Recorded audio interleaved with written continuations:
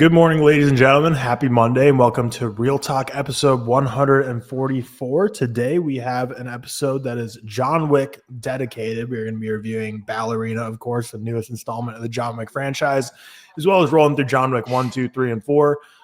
And the documentary Wick is Pain, which kind of goes over the production of all of them. So we'll kind of touch on all things John Wick this episode. We'll also talk about Predator, Killer of Killers. Cam watched it, did not get a chance to, but getting rave reviews. So I'm definitely going to have to check it out because, obviously with the ReelTok Awards, we do best animated film of the year. And based on the way things are trending, I would imagine Predator, Killer of Killers is probably going to sneak in as a nominee. The old Disney Hulu? Hulu, I believe. Yeah. It's Disney. Disney, Hulu, they're both on the same thing. It sounds like it's getting great reviews. So Cam will review that, and then we'll watch it eventually here. But then we also have some Letterboxd punishments for Cam that are overdue. He has to, because he lost the drafts last year, we have to choose his top 4 and what his pinned review is going to be. So we have some fun options we can do there. And then obviously latest trailers, movie news, and more. Not as heavy on trailers and movie news this week. I feel like we've been pretty packed with them the last couple of weeks, but mostly just going to talk John Wick this episode. But before we get started, shout out to our executive producers as always. Stefan Johnson, Cody Whitney, and Cole Beaver. Thank you for making it possible for us to do this each and every week. Absolute kings, the stallions, to keep this podcast, the wheels turning. But with that being said, let's get into what we've been watching, how we've been doing. I'm potting with 2 sleepyheads today. So we'll start with Seth, who hasn't slept in a long, long time and has some fun updates for what has been going on with all-night movie marathon and more. So Seth, what have you been up to this week? Tell us about your adventures and the people you got to hang out with this week and what you've been watching as well. I kind of like Eminem and 8 Mile right now. You do. That's a good thing. Pretty cool. I haven't slept since I got up at 6 a.m. yesterday and I haven't slept since, which is not nice. I'm too old for this. We did I had a movie marathon yesterday. It was the same one I did last year. It's like a mystery. You go and you don't know what shows, and it's like, it was 5 films last year. It was 4 this year because they wanted to do longer films. They took out the preview screening because he's like an early release, whatever. Met up with Sophie yesterday. Sophie, friend of the podcast. Shout out Sophie, me, Josiah. We went to the Prince Charles Cinema with her. Watched a film called Local Hero on film, which was great. Got some drinks. Went to a cool bookshop. Explored. Went to another bar. Really, really nice. Obviously not something we get to see. Sophie's not someone I'd get to hang around with often, and it was great. Really, really enjoyed it. And I'll be seeing her in 5 weeks, 6 weeks, I think, which is fucking wild. So that was really, really nice. And then met up with there was 30 of us who went to this mystery screening. It's tricky, man, because the selection wasn't bad, but I get it. What did you watch? What was it? So the first film was Hail Caesar, the Coens film, which was already my least favorite Coens film, and the only Coens film that I vehemently dislike. So when I saw that, I was like, "Damn, that is not a good start." I was already tired at this point. I'd been out, I'd been to cinema already to see a film. I'd been drinking. I was like, "Oh, fucking hell." After that, it was Killing of a Sacred Deer, which is kind of a cool film to watch a group of people who haven't seen it, because obviously the end, the surprises, the weirdness, Barry Keoghan just being a little freak. I didn't like it as much. I actually dropped my rating a 4 to 3.5. I still liked it, enjoyed it. The third film was The Apartment, though, which I think me and Tyler, we reviewed, didn't we, ages ago on Patreon, which is it's The Apartment, it's Billy Wilder. That was amazing, and seeing that on the big screen was it's fucking so fun, especially around people who hadn't seen. Josiah was next to me. He'd only seen Some Like Your Heart, for example. So seeing him experience that for the first time was amazing. And then after that, man, was this fucking spaghetti western from 1973 that I had 0 people friends who'd logged it. It was called My Name Is Nobody. Cool name. Weirdest fucking shit you've ever seen in life. It's the weirdest film ever. It's so fucking weird. I opened in a barber's with Henry Fonda, who obviously 12 Angry Men. He's whichever one he is. walks in and puts like a shaving brush in like a guy's mouth and then starts like painting on his face and shit. It was really fucking weird. And then like there was one moment where like he puts his finger on like a guy's gooch, and that was quite weird as well. It was a very, very odd film. You didn't at this rate point, yeah. Well, no, there's a reason I didn't rate it. And it's not the George reason, Tyler. It's not. I'm not being a George. I was probably asleep for about 30 minutes of it. Nice. I was like out at this point. Like I was like, oh my god. Do you get the reclining chairs at the very least? Yeah, but they were like I would knock out. They weren't good reclining chairs. They were like, let me give you an example. So like some cinemas will have the one where it's like a button and they've got like all built like a bed almost. Yeah, Mm-hmm. But these were just you push back and it goes like halfway. And then if you move a slight inch, you just go fucking back up again. Yeah. So it actually like wasn't like very comfy. I was, it wasn't like I slept for 20 minutes straight. I would sleep for like 2 minutes, then be woke up by a sound, and I'm back asleep again. So that's why I couldn't rate it. It does a selection of films though. Like it's cool. I think it's annoying when you've seen. Say again. Not enough slop. Yeah, no slop. I was hoping for like basically there was a theme this year, and the theme was spaghetti, which we worked out by the second film. Because like Hail Caesar, there's like a big spaghetti scene, and then in Killing a Sacred Deer, big spaghetti scene, Apartment, big spaghetti scene, and then a spaghetti western, which we kind of figured out. It was cool, like it was fun, and it was like good watching everyone. It's a good experience. It's fun. It's just like it's a little bit annoying when you like you've already seen 3 of the 4 films. Yeah, especially one of them. Seen any of those? So I maybe you haven't seen Killing a Sacred Deer? No, it's one that like George always says to watch, but George won't said to watch it. I thought George liked it. Yeah, I think he does. He's like gives like a 3 or a 2.5. Maybe he used to like it. Maybe he rewatched it. I thought he did, man. No, he like.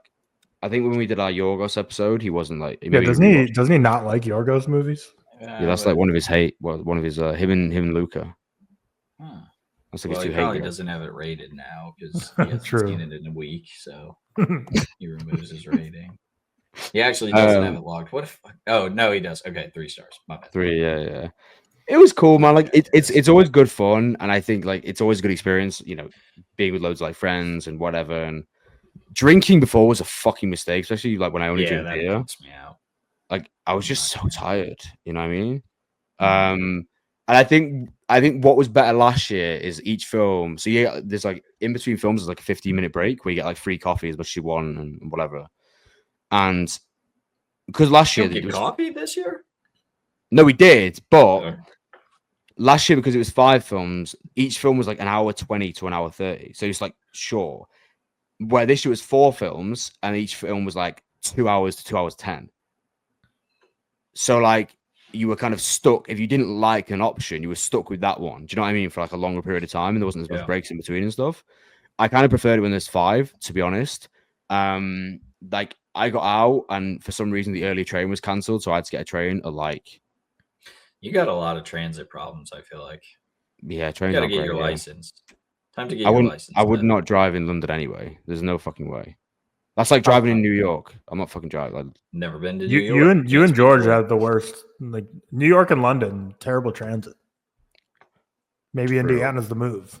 I would just get so mad relying. I would get very angry relying on someone else to determine my like. Yeah, I mean they're not. It's just this year they seem to have been worse. But it's funny, like when I met Sophie yesterday, and it was when George came to London a couple of years ago, it was the same thing. The first thing they said is they were like, "Oh, the underground system's so nice," and we all think the underground system is fucking awful, right? And I'm like, "How bad is the subway?" And Sophie's like, find out. Literally like rats everywhere. You know, in the movie, like horrible shit. You know, in like Elf, when he like first sees the escalator, that's gonna be me on the train in New York when we try to do that. I don't think I've ever been on a train. What? I don't think I've ever. That is so like. I've been on at some airports that are like very small shuttles. That's the closest. Yeah, that's the closest to a train system or transit rail system that I've been on. I get like trains, and I have them for all my life, probably like 4 times a month. Yeah, And then obviously in London, I'm getting the shoe. I was speaking to Sophie about you actually yesterday, Cam, because I think she was saying how like I know I was speaking about the guys. And we were saying like how excited she is for you to experience the Lincoln Square IMAX for Slop. And just be there, like see the fucking. Just look over and see Cam's like eyes. Like, I was like genuinely texting George like throughout that outside of the group chat because I didn't want to be too annoying. But I was like, dude, did you get him? Did you get him? And he's like, I'm not worried about it. And I go, I am. So fucking hurry up. But because there was two, he came through. Shout out George. It was like he's the goat. Yeah, shout out George. There was a Lincoln Square one. There's like I think there's like Times Square one or something. Yeah, he got Times Square. Maybe he got him to where we can go back to back. Oh man, I'm not doing that. Yeah, no, we won't like it that much. Come on, slops. Come on. I told Emma about it, and she's like, "Oh, do I have to go?" I was like, "Yeah, come on." Does Emma not want to see it?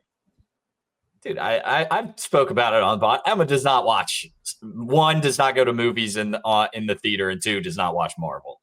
Well, she's not actually like upset she's going, but she's like, "Am I going?" I was like, "Yeah." That's like the reaction that Anna had. She was like, "Oh, do I have to go?" I was like, "Well, yeah." Like everyone's good. Like, join. I think she expects that she'll just sit at the pool all day, like, and never once leave the pool. Which I'm sure there will be a day, but yeah, but she does realize the pool's gonna be like an hour train away from New York City. I know. I don't think I don't think she's ever been to New York. Cameron, how are you getting there? This is like a separate conversation, but our listeners like this sort of stuff. Plane? Like yeah, Ubering? Thanks for that. No, I meant no, you're walking. I meant from JFK to fucking. I texted George and asked him if he could pick me up in the morning because we're getting there early. I know you're getting there at like what time? Like 8 a.m. Okay, and we can't check in until about 2. We're doing an Uber and it's fucking so expensive. Mm-hmm. Oh, shit, I was almost wondering if like renting a car for the week might be easier, even though I know most of the days we won't use it. How much do you think it costs to rent a car? What time are you getting there, Tyler? Usually costs like $60 a day through Avis, maybe cheaper. But the thing is, I haven't booked my travel yet, and I'm not gonna for a while because our house is on the market. So I don't know if I'm flying out of Phoenix or Texas, and I won't know that for a few more weeks. So I can't really book. Do you have an apartment in Texas, or are you just waiting for the house to get sold? We're waiting for the house to sell. So okay, that's fair. Are you getting an apartment, or are you buying a house? Renting a house. So I guess the average of the two. Okay. Yeah. Okay. Yeah. Hey, that's finding the middle ground. That's me. Yeah. I don't know. I'm like disillusioned from owning a house for a while until I have kids. So like obviously it makes sense for you guys because it's like you're kind of permanently settled down. But like for me, I'm like so anti, like it's just like the American dream collapsed in front of me when I bought a house the first time. Like, oh, this isn't what I thought. Why I not bought a house? I hate. I love my sister and her partner are like in my sister's in real estate and her wife's in mortgages. So they're always like, well, you're not paying rent, you're paying yourself. And I'm like, I'm not seeing any of that money. I don't know who I'm paying. I don't like it.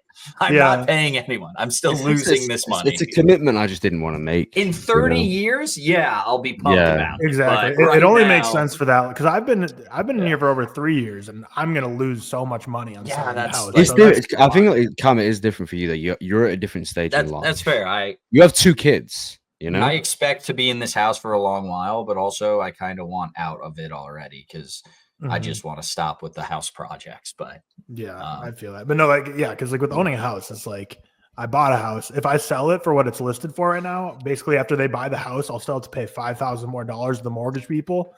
But it's been on the market for a month and we've had 0 showing. So basically our real estate agent's like, you're going to have to drop. So we're probably going to you've done an open house, haven't you? I remember. No, that's not like really it's not really like you can only do that in a buyer's market right now or a seller's market. Right now it is not where like houses are not selling fast. So what's likely going to happen is we're going to sell our house. So someone's going to buy our house and then we're still going to pay probably $15,000 to like get out of our mortgage on top of that. So buying a house is fake news. Stress.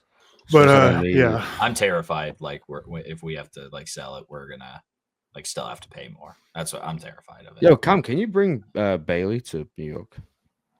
No, Bailey and Son will not be in New York. Well, I guess I'm excited to share them dearly, and I think they'd have a great time. But like, kids are just another. They're just hard to. I think you'd like them. I think you'd like them for a day, Seth. Or you like them. No. You're wrong. I'm very, very like. I know, and I get that. I think you'd like them during the day, I should say, but like then, like then you can have them at the bad bit. You know, true. That's why I want to be like the cool. I want to be like the cool uncle. You know, who just has the good times. When they're crying at night, Seth and I will be Leonardo DiCaprio Once Upon a Time in Hollywood and just be like on a floaty in the pool with like headphones on. Yeah. Drinking margaritas out of a blender. No, we're going to take morning swims together every morning as soon as we're on the Airbnb. I can't wait, man. I'm going to do like a quick plunge at like 5 a.m. and just like do some laps and get our day What's started. the weather supposed to be like in New York? Probably hot. I'm stuck in wet through George's whole wedding. I'm going to, because it's probably outdoors, right? Like it's going to be a hot wedding, man. Yeah. Well, I'm hoping. Do you guys have a black tie suit? No, I have to buy a suit. I have to get something too. Yeah, I have to go and get a whole thing. I haven't had a full suit in like years. It don't fit me anymore. So. I have one, like but it's not black tie. So. Yeah, I have like a suit. I don't have like a black tie tux, like nice suit. So, damn it, George, killing us. Yeah, too bougie. Well, are you going to buy separate outfits for the dress rehearsal and the? I think dress rehearsal we can wear like a. I think we can wear like the dress rehearsal like business casual. No. I think it's like I think dress rehearsal's smart, and the wedding is black tie. I think that's. Oh, so I have to bring 2 suits. I don't think you need a suit. I think you can just wear a dress shirt. I think you could wear like a dress shirt, like shoes, try like. Yeah. So I think I'm. I am not a fancy dresser. I hate dressing like this. Yeah, this will be George, I'm doing this for you. If I was me, I'd come in jeans, a hoodie, and a hat. Mm-hmm. Yeah, same. That's straight up. Well, I wouldn't wear jeans. That's even too advanced for me. I'd wear sweatpants. My oldest sister's wedding in North Dakota with the husband's side of the family, a very North Dakota family, which is like Seth, imagine the movie Fargo, like that kind of family. They were wearing khaki shorts, like socks and sandals to the wedding. Awesome. Like it was the wedding. Yeah, baseball. I want to go to that wedding.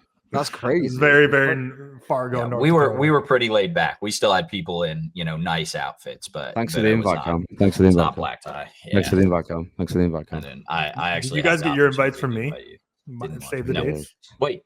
Yes. Yeah, we did. Yeah. George didn't. I just got it in the mail. It got a return to sender, so I could not deliver this address. he turned it down. He said it. He's like, fuck that. Yeah, we did get yours. We should say I tweeted like just got something huge in the mail or something, and people were like, I think it's something to do with Fantastic Four. Yeah. Like you got the 17 inches of Galactus in your mailbox. 17 inches of Galactus is crazy. We should say to all the viewers as well, we're gonna do some content. However, we got the annoying news. Yo, the Tyler. Spotify news. Yeah. Hugeman, let us into Barstool Studios. I actually emailed a TikTok contact to see if does New York City TikTok headquarters have anything we can do inside of it? But there'll be a studio we can. Worst case scenario, there'll be a studio we can rent for like. we could also just still do that. We could do an Airbnb pod. People want some Airbnb pod, so we'll have to get. We got to do some like crazy TikTok. We need to do 2 pods though, because we'll need to do this. Like we're getting in on Sunday. Are we doing one that Saturday? No, we'll have to film that Saturday because there's no way because I won't have anything to edit with while I'm there. That's so basically, whatever we film there will be like the week after I get back. So we have to film a Saturday. We could film like a funny like in real life, real quick sort of thing as well. We for sure got to do in person content. Like we can bulk save some up for a while too. Yeah. I think that was a grand. You got to do your day in the life TikToks every day. We're there too. Oh, I will. Because Cammore, we get in on my birthday. That Sunday is my birthday. What? And so is it? Do that, honestly. Yeah. Oh, July 20th. So like I've been doing like season 25, like that for 25 years old and like episodes. Yeah. So that'll be season 26, episode 1. Wait, are you 26? No, I'm 25. I'll be 26. No, you are turning 26. Yeah, I'm turning. I've been telling everyone your age wrong. Sorry. What have you been telling them? I've been telling everyone you're 24, turning 25. Oh, dude, I'm not that old. Not that young. Well, you are still the youngest, though. Yeah, I don't have that heart, that young and heart on the pod anymore. But yeah, so that'll be fun. So Emma like had no interest in flying in at so our flight leaves at 7 and we get in at 8:45 or something. She had no interest in that at all. She's like, why would we choose to leave at 5 a.m. when we could do a 10 and then not wait at the airport? And get there at the same time as me. So but we're flying on miles that I accumulated. Like I told you guys, I got the card to get miles. And it was 1/3 the price to fly in at 7 versus like 11. Oh, really? And now, and I was like, Emma, we need to use these miles for Tyler's wedding as well now. So what's so the like flight time? It's like 3 hours for you, like 3.5. It's like 2. It's like 2. Wow, I'm so jealous, man. That's crazy. Yeah, it's not bad at all. But I used like, it's my birthday. Can I pull that card to get the flight that I want? And she said, yeah. So that's wait. Maybe we need to do something for your. We need to do something for your birthday then on that day. We have to.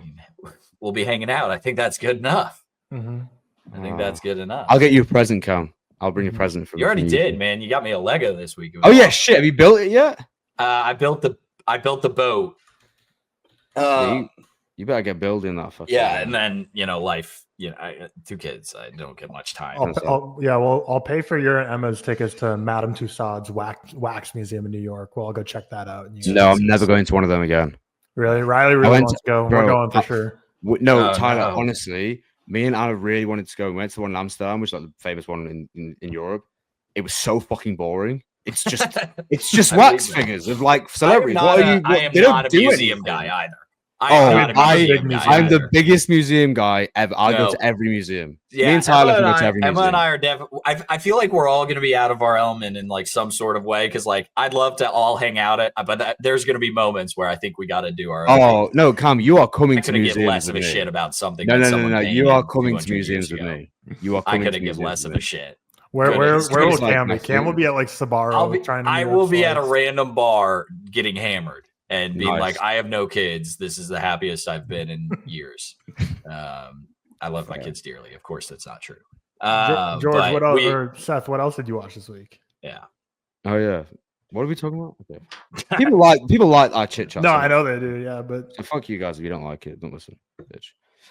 What else this week? There are timestamps in the comments. No, people like a lot of the people say that's like one of our favorite bits sometimes. I know, but on our Star Wars episode, someone commented like 30 minutes in and no Star Wars talk. Yeah, the only ever person that's ever commented that. Fuck that guy. I know. I thought people roasted him in the comments. So I thought it was funny. But I just thought you two have like limited time, and I want to get through like what we have to get through at least. I don't have limited time. I'm just slowly dying. Okay, that's the problem. I'm sure I do. I watched this week. I watched. I couldn't watch all the John Wick films at the time. I watched John Wick 1 and 2, 1 and 4, which I agree is quite weird. I watched half of the documentary, unfortunately, yesterday. Get a chance to finish it all. However, I've done some reading up on it. I watched Terminator 2 earlier in the week because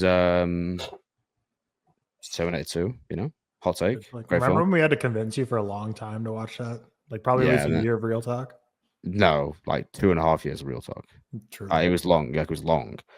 I rewatched 28 Days Later on Friday night because it's 28 Days Later. Oh my god, I'm so fucking excited for 28 Days Later, man. It's like my most anticipated film ever. But it's like up there. I could not explain how excited I am. We're like you're gonna see it, aren't you, Cam? Yeah, of course. Well, I'd say horror. Yeah, of course, but it looks scary. I haven't seen 28 Days Later. I'll admit. I'll watch it when's it come out? I'll watch it prior. I think you'd like. Well, you can watch it now. You could watch it before, but without sailing. For a while, it wasn't on. It was dead. It was completely dead. It was dead. It was a dead media. It was always on pirating website. Yeah, you could sail for it, but you couldn't like Pluto for free. Shout out Pluto TV. What's Pluto? I don't know. It's a random. But yeah, I'm so fucking excited. 20 years later, like unbelievably so. Big couple moments of films, and then rewatching Peep Show again. Obviously, my favorite sitcom. I've been watching that. And final thing I watched a film called Body Bags, which is like a anthology of Tobe Hooper and John Carpenter. It was like made for TV, but that was cool. Was that on last week? I don't even know what last week was. Yeah, you were on. But I think it was. Yeah. I said that I watched the Stop Making Sense documentary. No, I think it was like before. Yes, I remember. Which was like amazing. But yeah, it was a after a tough week, like really tough week, just work wise, everything shit's going off. Like it's been really hard a few weeks. It was a good nice weekend seeing everyone. And yeah, shout out Sophie and shout out New York and Cameron Walsh and Tyler and George and weddings. Cam, how has your week been? You've been working the weekend. What have you been watching? What have you been up to? Indiana Pacers. Yeah, shout out the Pacers, baby. Generational run. About to make it 2-0 tonight. One of those like very fun. I'm very much not an NBA guy, but like I'll always rally around my city's team. And also I just don't ever expect that like Indiana will have big moments. I moved here the year they won the Super Bowl, the Colts. 2006. And that was cool, but at the time, like I didn't have much Indiana, love. I was still like big Chicago sports fan. So I was like, 6 years old? I was 6 years old. So I was also, young and dumb, didn't know anything. Were you a Bulls fan when you were growing up? Yeah. Yeah. Were you there for D Rose's MVP? Yeah, man. He shouldn't have won. That dude was a dog. 2011. Yeah. Yep. I was always like a big Chicago fan. I've now lived here like way longer than I lived in Chicago. I mean, I have for a while, so I'm definitely more of an Indiana fan now. But I still, love the Chicago team, so want them to do well. But just loving this. Great vibes, team that just keeps winning. It's fantastic. Still get very pissed off like how Hallie hits that shot and then they can call a timeout and take it to half court. And I'm like, we're going to get some like bogus buzzer beater. NBA rules are so jank still. Is he one of the best in the league? I think so. I mean, like people are just like refusing to give him like, because I see like his flowers like, right now all the time. Yeah. People are just like refusing to give him his flowers right now. I mean, like this dude's hooping, but Indiana's a very like team sport team or team playing team. Like they're lots of fellas are getting theirs. I love being a college basketball guy because like Obi Toppin, dog, Andrew Nembhard, dog, Tyrese Halliburton, dog. I love it. Some TJ McConnell, dog. Like just I love these guys in college. Or I guess I didn't love them in college, but I watched them a lot, and there was like these guys are hoopers. And so I like seeing them do well. Like Ben Shepherd, Belmont, dog. Just random fellas that I know from college. So I love seeing them thrive. As they were kind of cast out from their other team. So go Sirs, baby. Sirs in 6. I think we drop tonight. I think we win 2 at home, drop the next away, and then come back home and win it. Just make it easy. Don't keep it simple. Don't be silly. I worked last night.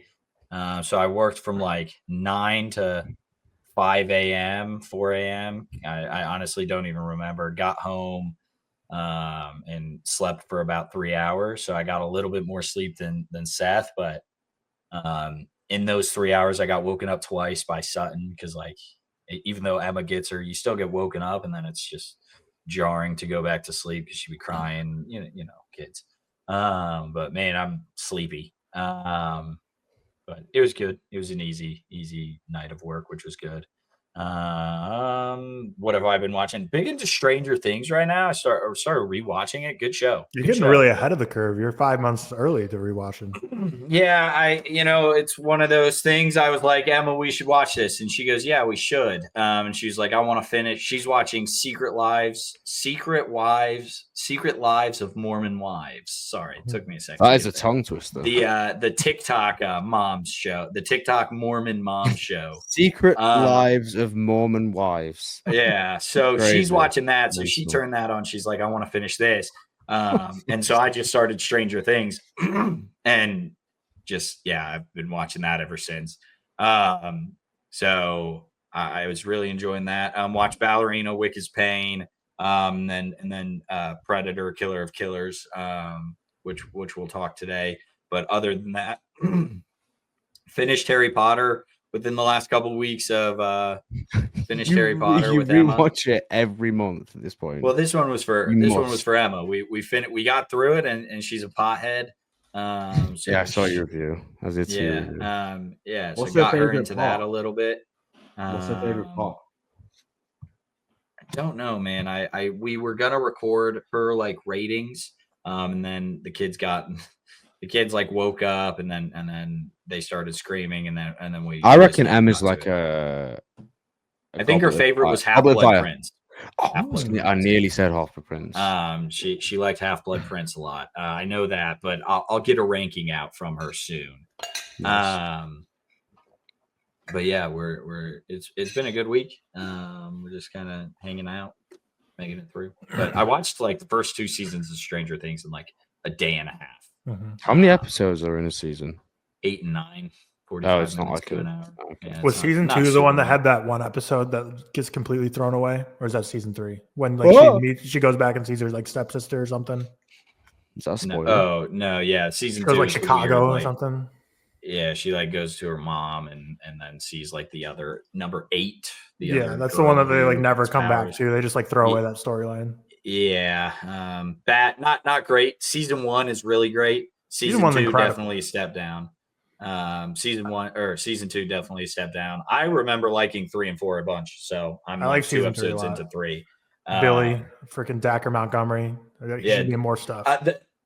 Shout out Dacre Montgomery, because like his entire plot line in the first 2 episodes at least is just that Mike's mom wants to fuck him. Yeah, he's just a lifeguard banging people's moms. He's just lifeguarding and all the moms want to fuck him. It's very funny.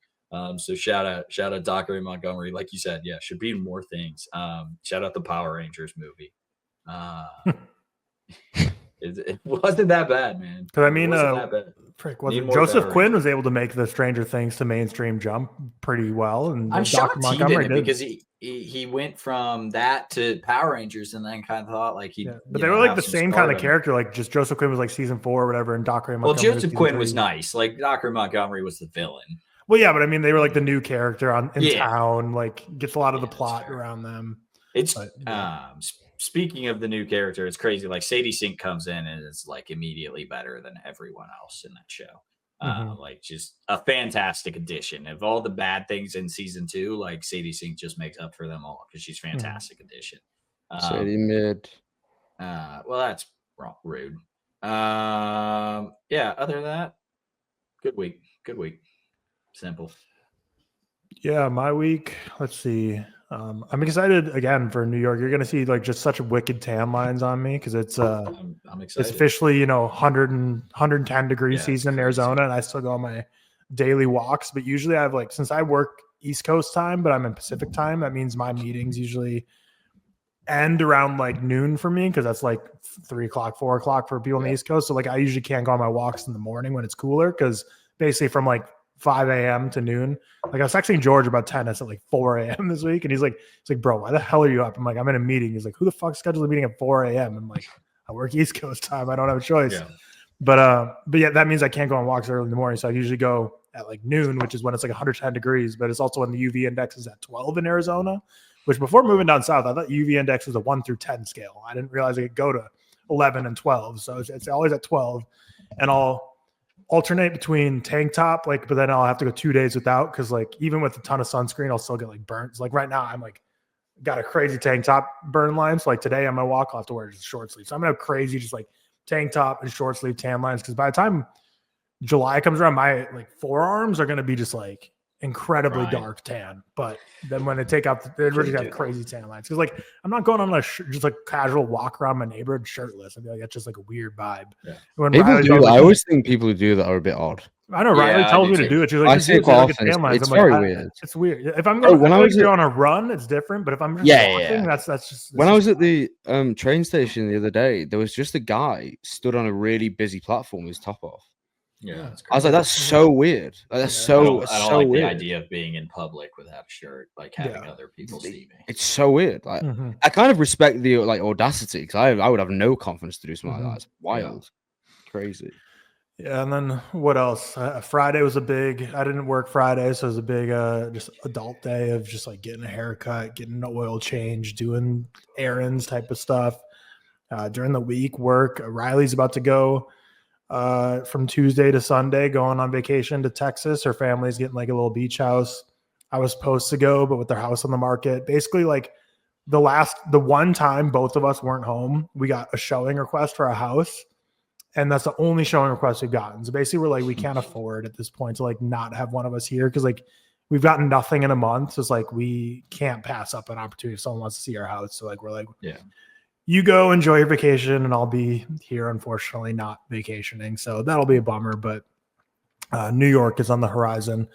New York. But yeah, other than that, I don't know. Just can't think of really anything else I've been up to this week. Watched a decent amount of stuff this week. Last weekend, or when was this?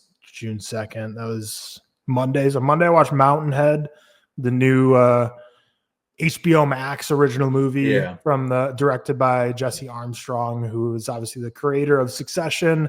I really disliked it. It's one of those where like I really hated it. The end 30 minutes made up for a little bit, but I still gave it a 1.5 star. Most of my mutuals are higher on it, like ranging from 2.5 to 3.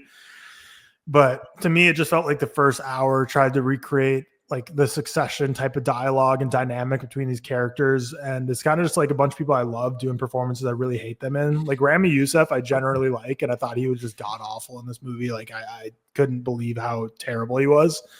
Steve Carell, I think, is fine. Jason Schwartzman's fine. But those are two guys that I always think are like great. And then Corey Michael Smith, I also thought was just awful. But the final 30 minutes I thought were really great. And it ended really great. Riddler. Who's Corey?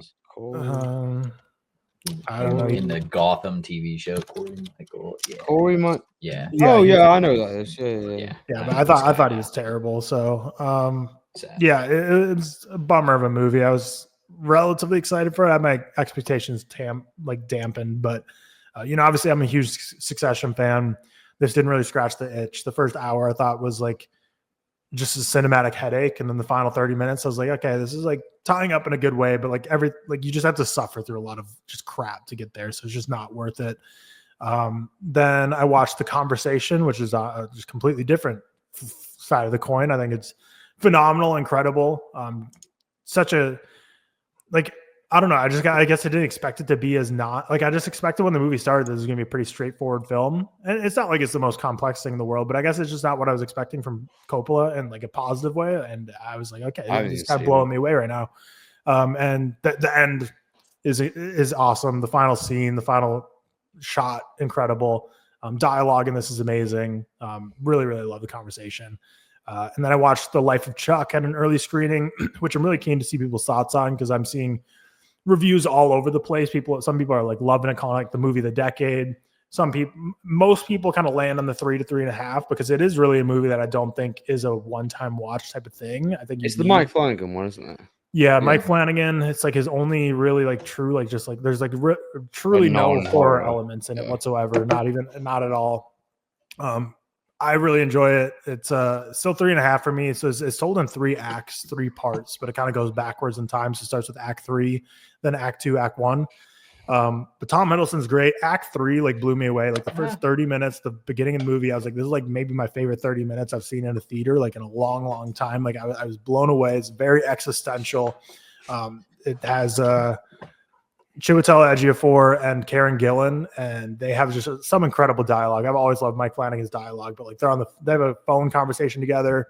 And Matthew Lillard gives a monologue that I was like, holy shit, I didn't know you had this. Yeah, I didn't know Matthew Lillard had this in his bag. David Dastmalchian gives a hilarious monologue as well. That again, I was like, damn, this is like so many characters come in and just give an all-timer monologue.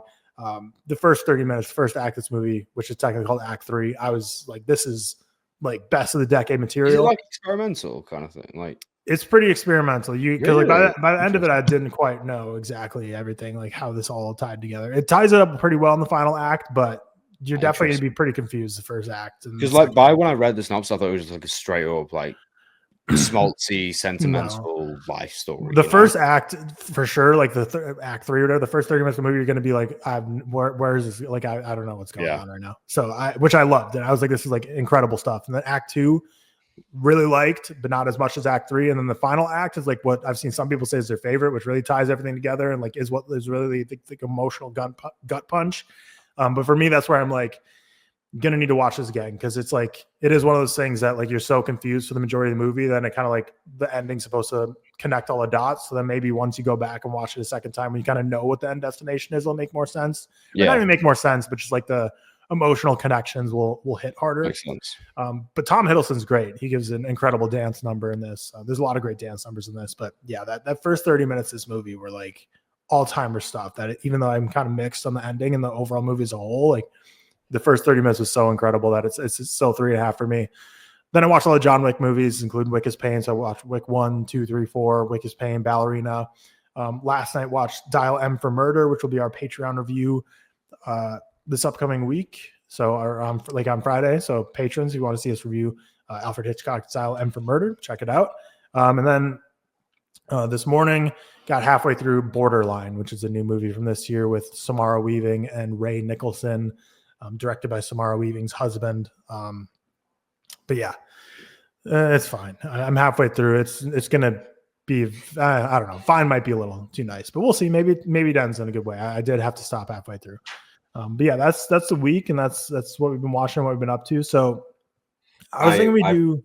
Oh, go ahead. I forgot one movie. I watched Into the Deep, I think it's called. It's a Hulu shark movie that just popped up on our screen. Wanted to go see Dangerous Animals with Emma, but couldn't get anyone to watch the kids. So 2 of us leaving would have been hard. But there's a new 2025 shark random Hulu 1.7 average rating. Impressive. Bad movie, but amazing in every way. They keep cutting back to one shot of a CGI shark biting off a leg, and I gobble that shit up, man. It's so good. It's so funny. Every clip of the shark is either stock image of shark swimming or bad CGI mess. It's hilarious. It's so fantastic. It's basically a girl. Her father died in a shark attack at a place, and then she goes back to that same place with her boyfriend to treasure dive, and she keeps saying she has to go down. She's like, I need to go down. And I think it's supposed to be to resolve her pain that she had, but why do you have to go down? I don't think you have to. It's in the same exact location, of course, that he died. Put a log on this, man. I want to see your log. Yeah, I haven't logged any of the watches that I had in the last 24 to 48 hours for some reason. I will probably during this pod. And then while they're diving, pirates take over their ship because they're looking for a drug drop in this shark infested water in the location her dad died. And then the sharks eat people, and it's great. It's really great bad stuff. I love it dearly. Probably a 1 star. 1 star of pure joy.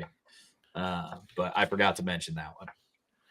Well, now we're going to get into the Wick part of the episode, and you'd think we'd start with Ballerina, but I think it just makes the most sense to do John Wick 1, 2, 3, 4, and then go into Ballerina, just because Ballerina has so much lore that going into it, I just feel like it just chronologically makes the most sense to just do that last and lead up to it with the Wick franchise overview. And you know, Continental as well. No, I have not seen the Continental. I don't know anyone who's seen the Continental, even though they George sent George that crazy. They sent I don't think George watched it. George scabbed for the Continental. Remember, people got mad at him for taking a box from the Continental. Yeah, but remember that box was the one where they had the private drivers drive up to the park. Yeah, crazy. But cool stuff.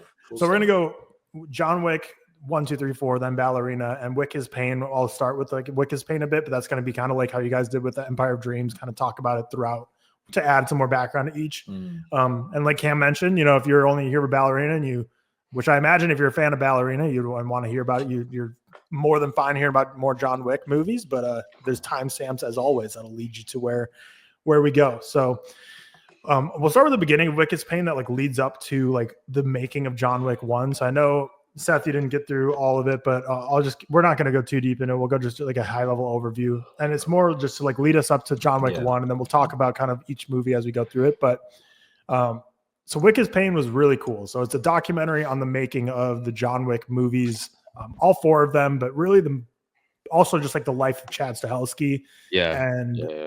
Which was really fascinating because I simply I'm not the biggest John Wick guy, so I never really kind of researched beyond that. So I didn't really know anything about Chad Stahelski, anything about the making of this movie. So I had no idea that Chad Stahelski was a stunt man for The Matrix, and that's where he initially met Keanu Reeves. He was Keanu Reeves' stunt double in The Matrix. Yeah, and that's where he really got his big foot in the industry, even though he's kind of doing side gigs throughout, but that was like his big break.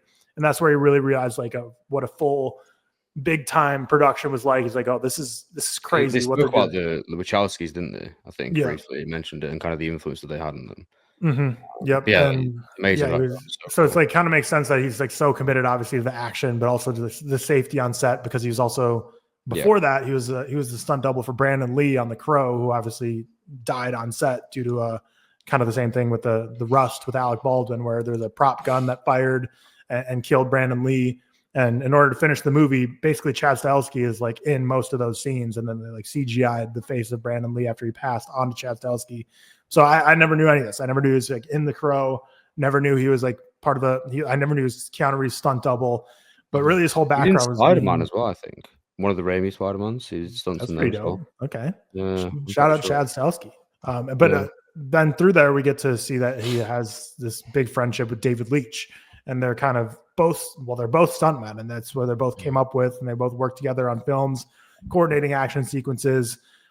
And before they got their big break, they were doing a movie with Jason Statham, and they were kind of mentioning like they had all these ideas for stylized action that we come to see and love in the John Wick movies. And then Jason Statham basically like turned him down. He's like, I don't like the style of action. Not interested. So then and they were surprised. They're like, this is like the coolest thing we've ever done in our lives. Like, this action's insane. But Statham was anti this. So it's like, who knows what would have happened if they would have just been like with Jason Statham instead of Keanu Reeves, and then they would have the pairing, and Beekeeper and Working Man were all Chad Stahelski productions. Rip the butterfly effect would have been wild. But the coolest part, I think, of this documentary, I mean, the whole thing's really cool, and again, it's just awesome to see like the love of stuntmen and stunt productions. But the lead up to John Wick 1 was like such a cool behind the scenes on like Hollywood and how to make movies, and how it is really such a business, even though we all want to not mention the business aspects, but it really is a business at the end of the day, and how difficult it is to get made, and just how dreams can be crushed at the snap of a finger, because basically they had the script made, or the script was made, and it was meant to be a much older character. There was a lot of difference in the script, but Chad Stahelski and David Leitch grabbed onto it and were attached to it, and they got funding, but their funding was pulled like the day before filming. And this was already after Keanu Reeves was attached. They obviously had the connection through The Matrix, and Keanu Reeves was very integral in writing a lot of this script and rewriting a lot of the script and designing the character of John Wick. So I guess before their funding was pulled, so every production company in the world basically wanted to be attached to this pretty much. But then because Keanu Reeves was like coming out The Matrix, he was a hot item.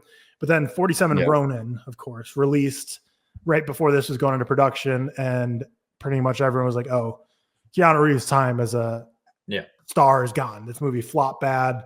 This he doesn't got the sauce, doesn't got the juice anymore. We're not really interested in financing. Have you seen that film, by the way? I have not. I came out. I haven't watched it, but I know it's like one of the biggest flops, and people talk about it very negatively. So, yeah, because I mean, Keanu Reeves, like he had, like, I mean, if you think about the period in his career of his art, obviously when he initially kind of broke out, what was it like Speed? Speed was a huge one with like Sandra Bullock, and then it was The Matrix. And I'm just looking after that. If you think about how the Matrix sequels were received, especially, and then obviously after Constantine, it really, really was quite flat for a few years until like John Wick. They really, talk about him like he's this like washed actor at the time, and like how he like that's how he was like seen. He kind of was, but like he still was. Yeah, he still was. He still was Neo in The Matrix and everything. Like I feel like they kind of just wrote him off, unfortunately. I think it's because of how many years it had been since. Yeah. Because The Matrix came out in '99. The sequels, even though like I like them, for example, they weren't that well received. Regardless if it was Neo or not. Like even though the stunts were amazing, I think the third one came out like 2003. So it had been, until John Wick was, I think the first was 2014. It had been 11 years, and I think the whole thought about Keanu Reeves at that time was he had such a big blast in the 90s with films like Speed and The Matrix and co. That when it got to that point, it was like, what's kind of next for him, and it was seen as that like kind of wash process. So it really was almost building him from the bottom again and taking him to, because Keanu Reeves, especially like, and it's still to this day, he's not known necessarily, and I think disrespectfully so a lot of the time as a great actor by a lot of people. Yeah. So it's building him into this role which requires so much physicality. and really putting him into place of that. And especially like when you look at, you know, his first major, I think, acting role was Bram Stoker's Dracula, which even though, again, like I like it because it's funny, I think it's melodramatic, it's silly. It's known. Yeah, I agree, Cam. But it's like known as it's one of those performances, and it was when it released, of like one of the worst of all time. And I think the way Keanu Reeves was portrayed is just a guy who can do stunts, and that was kind of it. Mm-hmm. And he still is to this day. So it's hard, I think, building a career like that. You know, building a new franchise like that, especially of a built off him. You know what I mean? Mm-hmm. Yeah, and so he gets attached to this, working alongside his buddy Chad Stahelski, and he rewrites a lot of the script together. They spend a ton of pre-production just completely honing in this script to be perfect. And then you just get really great insights into the background of how producing a movie works. Like basically they sold all the international markets before the American markets because no one in America really wanted to touch it. But international markets were still interested in Keanu Reeves. But international markets, Asian markets specifically, hate beards. They were all saying, like, we're not going to buy this movie unless you shave Keanu Reeves' face. And they're like, no, we're picturing a grizzled man with a beard. And they're all like, no, we want to shave the face. So it's just like so silly, the things you have to do for producers, where it's like, that's a big deal breaker, is like a shaved beard versus, you know, more grizzled look. Shaved John Wick would just not work as well. Like, it's just not, it wouldn't be the same, especially because he has such distinct like hairlines. Yeah. When he was young, he like was always shaved, and I feel like now I feel like he'd look weird shaved. Like, he looks good. John Wick needs to look like a guy who's been through some shit because he has. Yeah, you know what I mean? He needs to look like he's like that guy. Yeah, dude who lost his wife isn't like waking up, putting on like shaving cream and shaving perfectly every morning. Like that's not who John Wick is.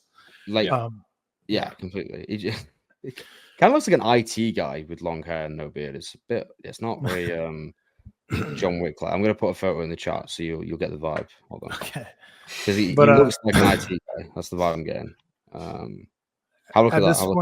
At this point, they didn't have any American funding from Lionsgate, who ultimately kind of came in, but they had like a gap. Basically, the day before filming, they needed to get $6.5 million in order to make this movie, and it pretty much all fell apart. And there was like a phone conversation, which also this documentary made me think, like, because they were obviously filming this documentary during the lead up to John Wick 1 and then through all the 4 movies.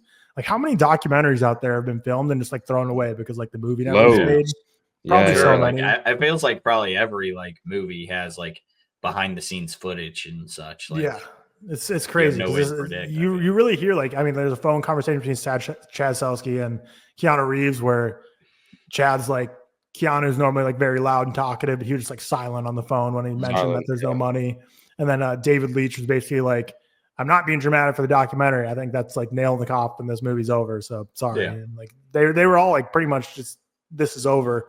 And then the savior that I did not see coming, Eva Longoria, the one who was literally the only reason this movie ever saw the light of day, is Eva Longoria, actress, came in, provided the $6.5 million gap financing, and is an executive producer of the first John Wick movie, and solid return on her investment for sure. But the only reason this movie and this franchise got made. So that's crazy. Not someone you'd think would be like in the action movie producing game, but shout out to Eva Longoria for making this movie come to be. So from there, they were able to film this movie and get into it. And then this is kind of where we're about to transition into the first John Wick movie. But one thing I think was just funny is like David Leitch and Chad Stahelski come from like an action background. So they were kind of saying all the action scenes were very natural for them to film and easy. Whereas like the dramatic scenes where most first-time directors are like, this is easy, and the more action coordinated stuff is what's difficult. Like they're like, this is the dramatic stuff. Like these guys are fish out of water right now. That the opening 30 minutes where he's just like in his house, like waking up, like making coffee, like it took him like 9 days to film those scenes where they were just like the most basic scenes that you'd think any like college film student would be able to film. Whereas like these insane action sequences, they're like banging them out left and right. Like this is easy. Whereas like pouring a cup of coffee, like, damn, we're not getting this right. And I think you can see that progression for me throughout the films as well, how they handle moments that are, you know, the quieter, more intimate moments. I think it's very evident in the first film, as much as I like the first film, that they're actually, you know, this is rooted in its base of stunts and action. But I think, like, when 4 came around, for example, I think those moments are handled, like, with so much more grace and, like, maturity as well, I guess is the word. But yeah, no, it's funny because they're just such like action orientated guys, aren't they? That's like kind of all they knew. Mm-hmm. And you can tell that. Like, I mean, we'll go on to John Wick, and I think kind of just revolutionized maybe the action genres as we know it, you know, in terms of close quarter hand-to-hand combat. There's not maybe the Raid and like, you know, Police Story of old and a lot of the Chinese films. In terms of the Western market, I think John Wick's like the one, I guess. I can't really think of any others. Definitely is for like the US. Like this is the biggest, most watched like action franchise for sure. Especially like because actions like comes in different forms, and like Mission Impossible, but then it's more like based on these huge scope stunts. Whereas John Wick obviously has them in it, but it's more based on that, you know, Oriental like style, like hand combat as well. Like that's how it like the hand combat in John Wick. It's unbelievable. Like some of the stuff they pull off, it's a joke. Their set pieces obviously get bigger as like they get more money. Yeah, of course, as they go through the franchise. But the first one was what was it like a $20 million budget or something around there. And they like they have to do everything perfectly in order for like people to really buy into this thing. And I think that's I it's awesome to see like stunt doubles going into directing and like having that eye for it. It's like this. It's similar with like Extraction. I forget who the director of Extraction is. It's I'm gonna find it. Hold on. Okay, yeah, you find it, but it's similar to Extraction of like you get really great action set pieces, and then they need to find out exactly where to go with the story and like you mentioned, like the mundane. Sam Hargrave, thank you. Yeah. Shout out Sam Hargrave. But they have to find where to go, but like they've got the action down and they can do that. Physical, they know exactly what, like you said, Tyler, what they wanted to do, and I think Keanu Reeves was like the perfect person for that, and he obviously like is very attached to this role and very into this role, and you see like in the documentary how brutal it is. Like he's not, you know, it's not all fake injuries and fake pain. Like he's very clearly in pain, and I think they say in the documentary, like specifically, if you think John Wick looks like he's in pain, that's because Keanu Reeves is in pain. Shit hurts. It's crazy. Yeah, I think that's like a cool thing that they dive really into is like, you know, like how WWE, like people say it's completely fake and they're not getting hurt at all. Like, the storylines are fake and stuff, but people are still they're athletes. Shit beat out of them. Yeah, like they're athletes and they're getting hurt. Like it's similar here. Like, he knows where the punches are coming and he knows they're not gonna, you know, hurt as bad as, you know, if John Wick were actually getting punched or whatever. But like they're still gonna hurt. You're still gonna feel it and be feeling sore the next day. And I also think it's cool they talk like how not Chad Stahelski, David Leitch like wasn't able to direct this. Like they were like almost co-directing, but he wasn't able to direct it because he had to some like DGA guideline or something. So he was a producer, but like he's on the set. He's on the set like helping out day in day out. Like so he's very much a part of this, even though Chad Stahelski gets a lot of credit and David Leitch gets the fall guy. Like he's the fall guy. He's the fall guy. Shout out the fall guy. Funny movie. But I think it's just cool to see the background of it, like, and especially when it's a franchise that like you've kind of grown to enjoy. Like I really enjoy these. I need to rewatch them for sure. I looked at my ratings. I feel like they're kind of whack, but I need to rewatch it's like some documentaries on like the making of. It's kind of rooted in a lot of it. Like for example, Star Wars, one, a lot of Empire Dreams is rooted on how the story came about as well as the making. It's like a bit of both. Whereas I feel like this one is mostly just rooted in how the concept and the idea of franchising and really developing it and making it into a real thing, you know, with Chad and David working together. And it's cool. Like, it's really, really cool to see how things start from scratch. It's a fucking like hard thing to do. And like, it's made it into just such a cultural phenomenon now, hasn't it? We're moving into like John Wick 1, I guess. But yeah, John Wick 1's co-directed by Chad Stahelski and David Leitch, like Cam said. So they did truly co-direct this together, but due to DGA guidelines, only one of them is allowed. You're only allowed to have co-directors listed on a movie if you're like an established pairs, like the Wachowskis or like the Safdie brothers. Like, you got to be like an established pair if you can't, co-direct. But that's true. I'm sure they probably got to make the decision. That's like when a job asks for like 7 years experience when you've just come out of like university. Yeah, but that's like kind of what it is. I think pretty much it's like you got to be siblings, or like the Daniels are like, oh, you guys got the same name, okay. Daniels, that makes sense. Something stupid brain like that. I don't know, but yeah, co-directed by David Leitch and Chad Zaleski, produced by Eva Longoria. So John Wick 1, we get the backstory of his wife Helen passing away after he was able to leave this criminal underworld, and she left him the beagle puppy Daisy, such a cute dog. But then we get Theon Greyjoy. What's his actual name? I didn't watch the movies again, but I watched the recaps, and I was like, I completely forgot it was fucking Theon Greyjoy who comes Alfie Allen. Yeah. The thing, you can really feel the budget of the first one because Dean Winters, whenever I see him, I'm like, oh, they got the Mayhem guy, which it says you probably don't know this because American commercials, but that dude Dean Winters, who plays like Abby, he's like in like 1 billion commercials in America, and I can never take him as a serious actor ever because Mayhem?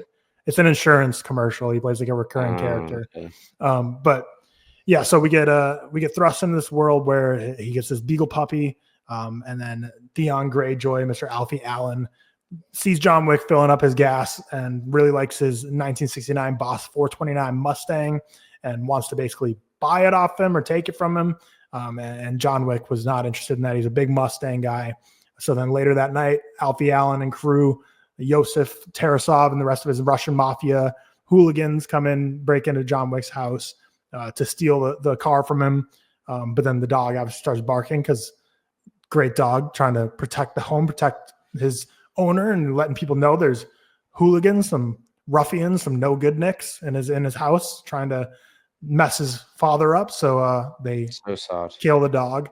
And then the saddest scene ever, like far and away the most emotional like scene in almost any movie ever. Yeah, well, like the saddest part too is like they kill the dog, and then they get the panning scene where they show like the dog walking through blood. So like even though you thought the dog died, it still crawled over to John Wick and like laid next to him while he was like comforted him while he was like beaten up. And I'm like, nah, this is the saddest thing ever.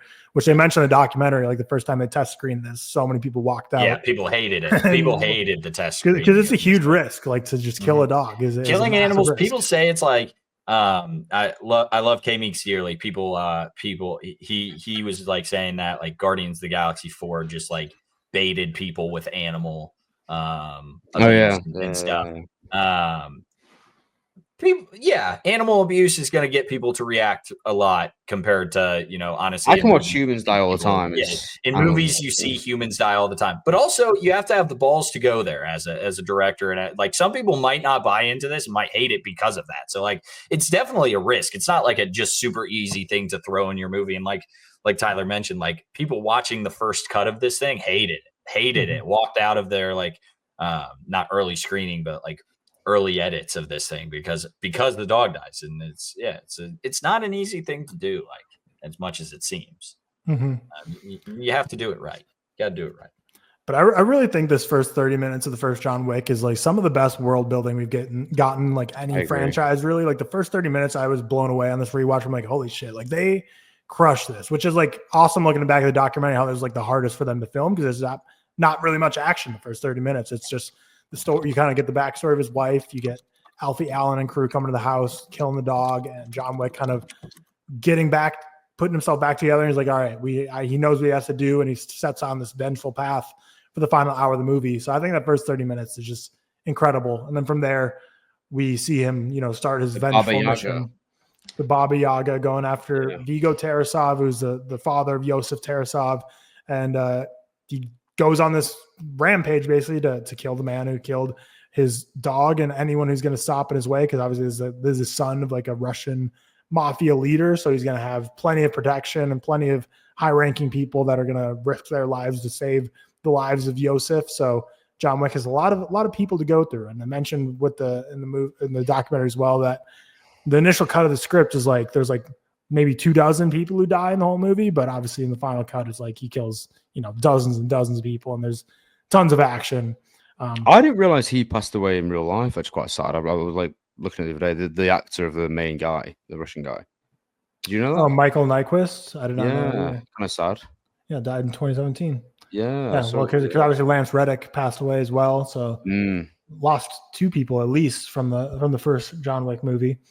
Rest in peace, Lance Reddick. But I feel like I see him in so many things post his death, and like I know he recorded them obviously, but like I genuinely don't know when like I could have sworn like the last like thing he did before passing was the Percy Jackson show, but then like he's in Ballerina, so I was stunned to see him in Ballerina, which isn't a spoiler. It's like a very minor part. But I literally had to Google and be like, is this CGI?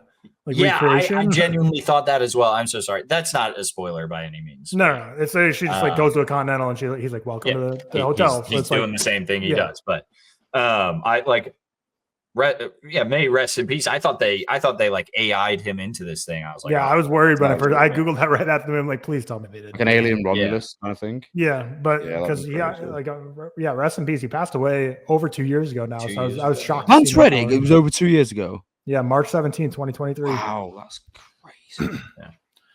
Just to go on that note about the Continental as well, it's just one of my favorite parts of John Wick altogether. I love the currency. I love the ingenuity between them. I love how secret it is. I love this like secret society they kind of built off assassins and hitmen.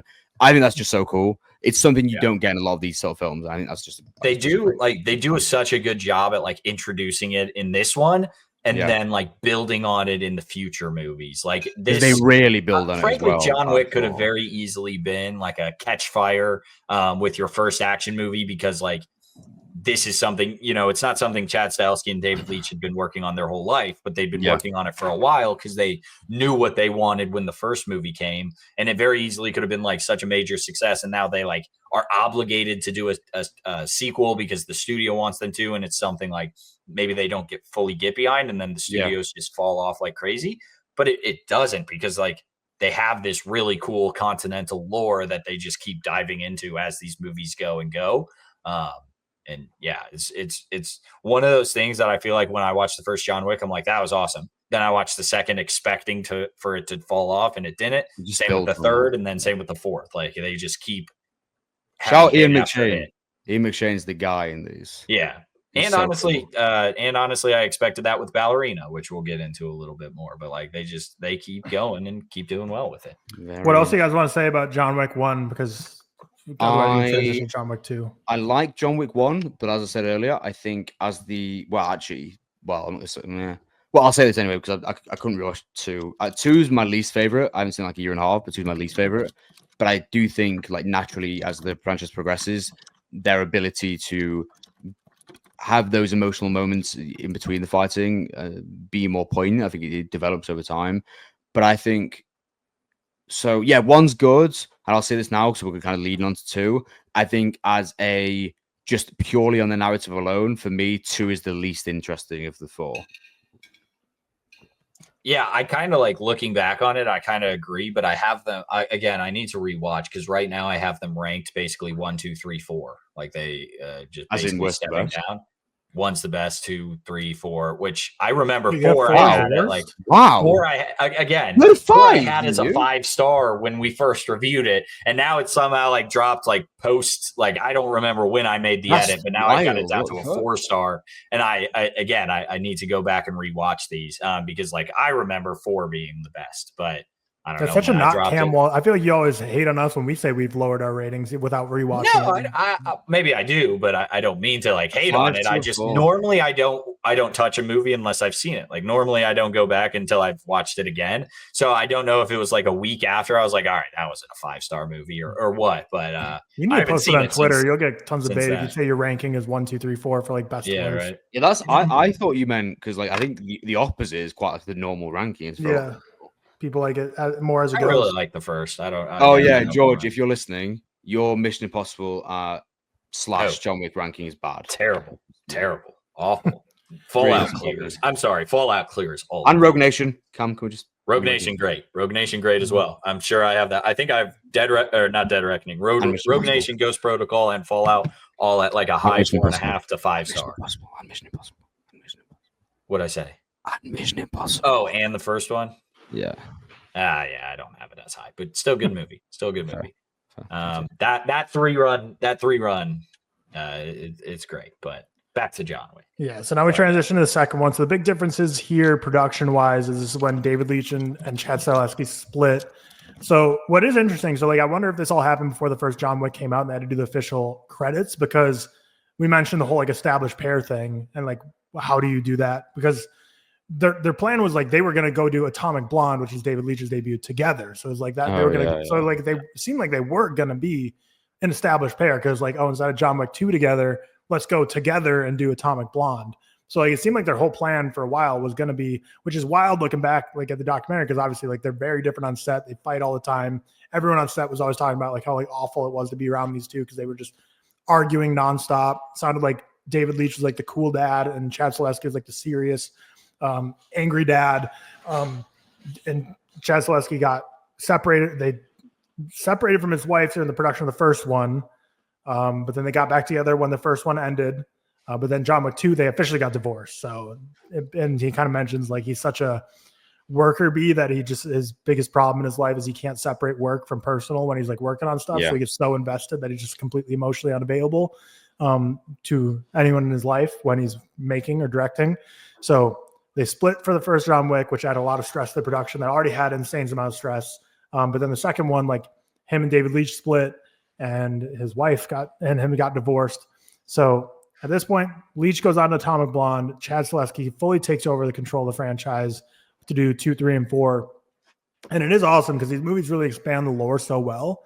But at the same time, he mentions like, because there's no existing IP, they can kind of like make it up as they go. And it's such a franchise that even when I rewatch them all back to back to back to back, it really feels like meticulously planned, and the lore expands so smartly and everything connects so well. But like, they're kind of, when they're going through, they're just kind of like, every movie they go into, like, let's just make like, okay, let's add this, would be cool. Like if you add this idea and like throw this in, it's like they really just kind of built it out of nowhere. It's certainly not a franchise that some franchises are able to be, because someone's like had this idea for so long and storyboarded it. It's definitely not a thing where like before John Wick 1, they had like the Rusk aroma and like the high table, like all these things like mapped out and like plotted out. Like that's absolutely not what John Wick was.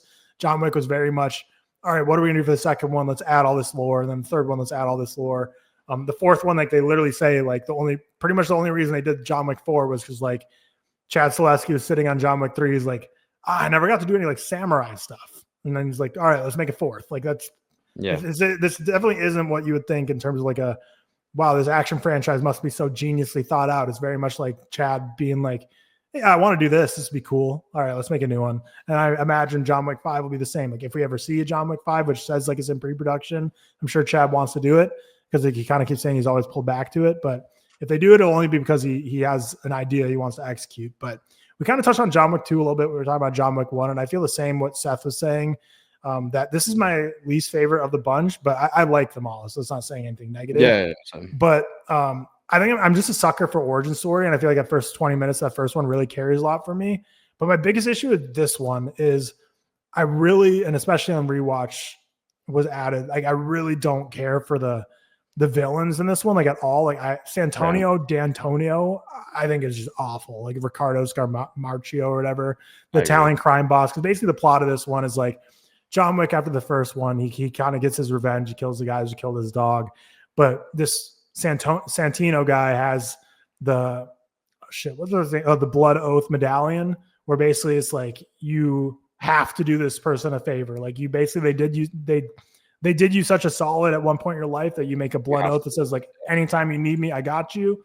And his plan was to get John Wick to assassinate his sister to then take over her position. Wait, who is his sister? Is that Claudia Guarini, the one who kills herself in the bathtub? So like John Wick didn't even have to do his work. He didn't even kill her. Well, I guess he still does shoot her in the head, but she slits her wrist. Do you remember? Isn't Ruby Rose in this one? She is, yeah, but she's not. Do you remember? Do you guys remember the Ruby Rose like era? Yeah, she was good. She was like Orange is the New Black. Yeah, and like she became like Batwoman on the CW, like in the Batwoman. And like she in a Fast movie, right? Yeah, she did, and she like blew up because she went like Orange is the New Black, and there was like an era where she was like the person in Hollywood. And then she did John Wick, and everyone was like, yeah, she's kind of shit. Yeah, did not care for her in this. Did not care for Santino. Did not care for his sister Gianna. Did not care for Common. Like everyone on this, I just didn't care for. Whereas like Lawrence Fishburne we get introduced to as the Bowery King, very cool. Like him a lot. Lawrence Fishburne in anything is just cool. He's like a welcome introduction to anything for me. I love Lawrence Fishburne. I think he's great. But yeah, that's why for John Wick 2 it's like the action is still great, undeniable. Like the nightclub scene is awesome. But it's just these villain characters. Oh, like the final fight in like the Maze Museum is sick. Like the cinematography that's incredible. Cool. But yeah, it's like Ruby Rose is like and Santino blah. So it's like the actual story, which again, you're not watching these movies for the story. And I said this in my ranking is like, you're not watching these movies for the story, but when all of them have such great action, you need something to differentiate them. So it's like the action's great in all of them. So like if I'm going to stack rank, I'm going to go to the story as like the next level of what to mark them as. So again, the villains I just didn't care for in this one. Because the action's never like, I mean, it's better set pieces, but it's always going to be very good. Like that's just the standard of John Wick, isn't it? And I still hate the tunnel sequence in this one where like, just because John Wick is, you have to accept that he's like a hero and he's never gonna, like he's gonna be able to suffer through any fall or any wound and he's gonna survive, which like I always buy into. It's fine. But the thing that I hate about the tunnel sequence is that's not him surviving because he's like Superman. That's him like that sequence to me makes his villain seem so incompetent that it like almost takes away from like the feats he's doing. Because I'm like, oh, if like who you're fighting against is one like catacombs, is this one you're on? Yeah, it's like when like 20 people are running behind him with machine guns and he's just like not getting hit. Which again, it's not a suspend disbelief thing because I'm always able to do that for this film. It just makes his villains seem so like incompetent. But then I'm like, when he kills a bunch of them, like, okay, it's like less cool and impressive. Like, I'm like, these guys freaking they're the JV squad. Like they don't even there's 20 of them right behind them shooting machine guns and hit them once.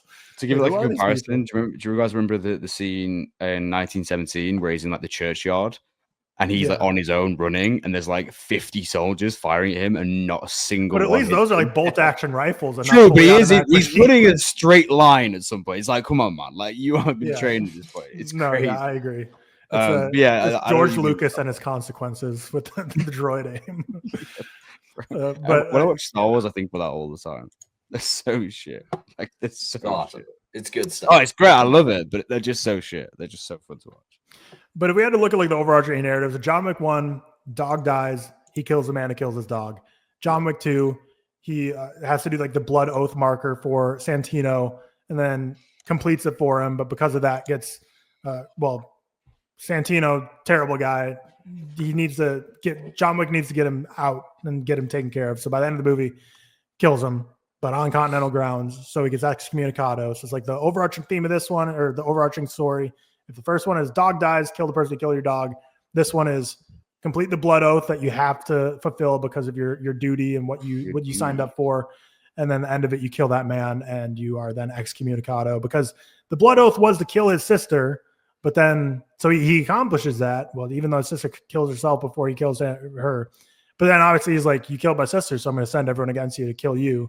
So, which makes sense. But it was like, he was playing 4D chess all along. He's like, I'm going to make you kill my sister, which then gives me the appropriate reason to then allow me to use all my resources to kill you.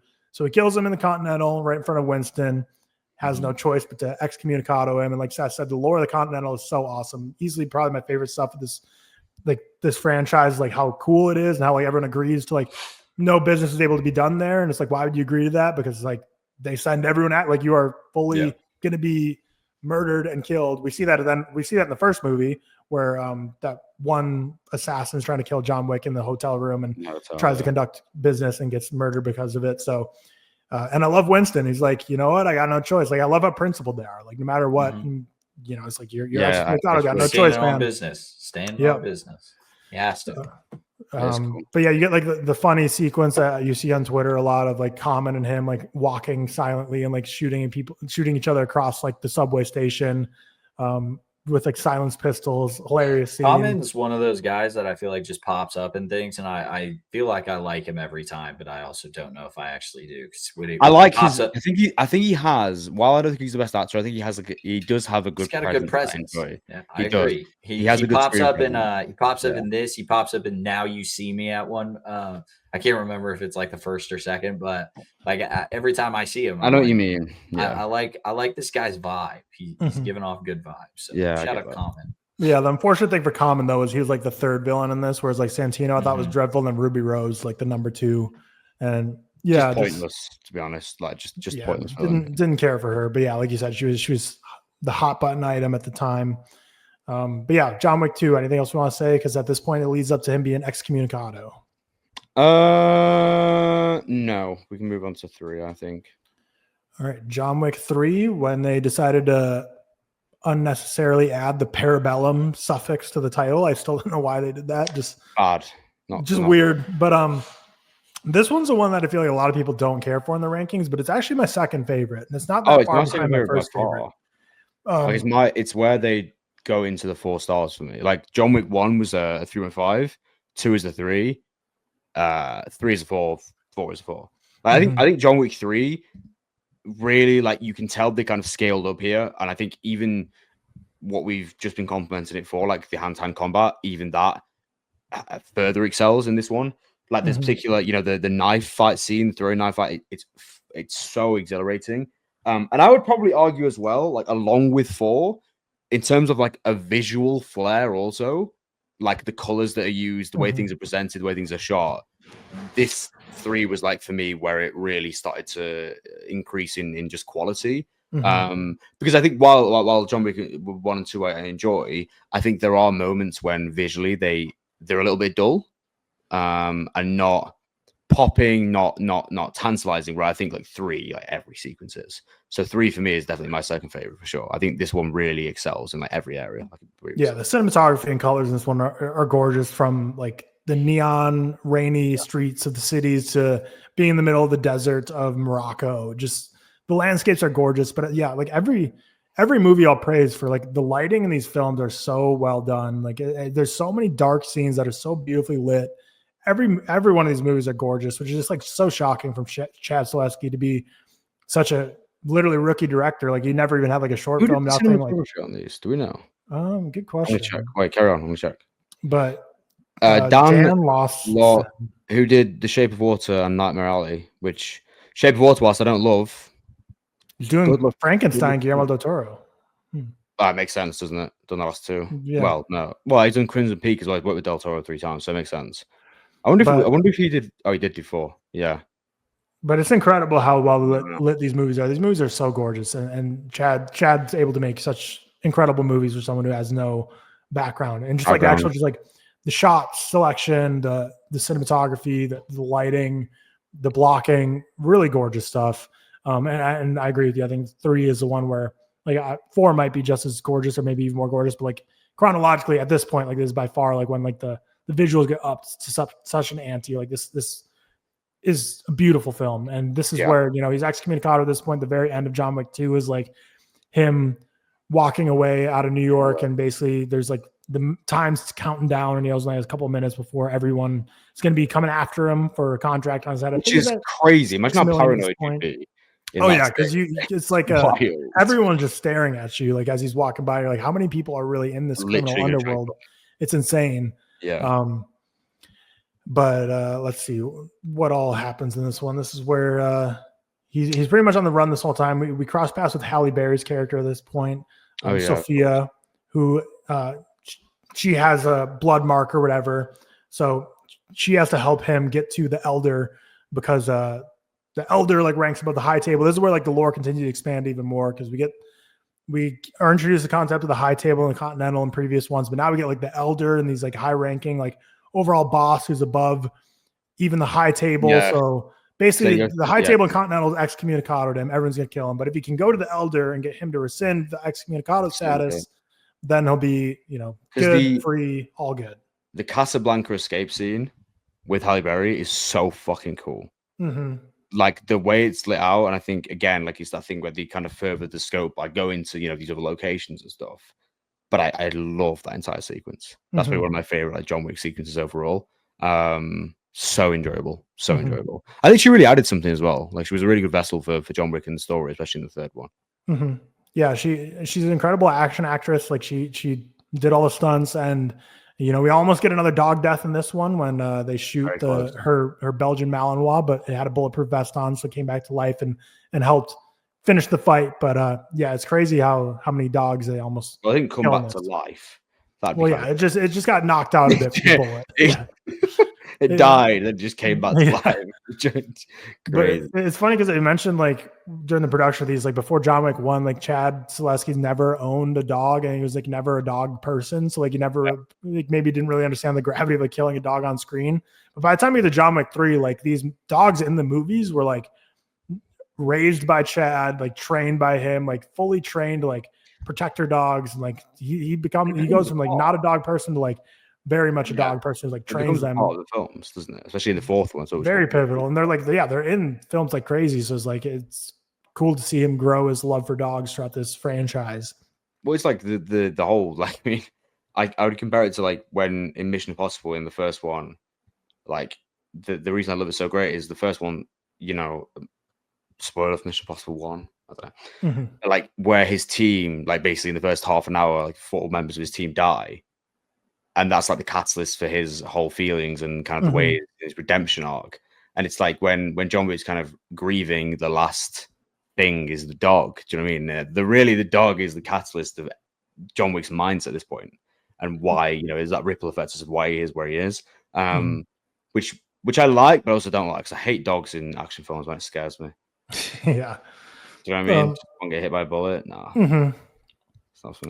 But the elder basically tells John at this point that he'll make you a free man if you kill Winston and you kind of serve the high table for the remainder of your life. And then to show his loyalty to the elder and that he will carry that out, he cuts off his ring finger, and gives it to the elder with his wedding ring on it, which is just a nice gruesome scene of him just chopping off his finger. But then he returns to New York to carry out what he has to do. He has to kill Winston.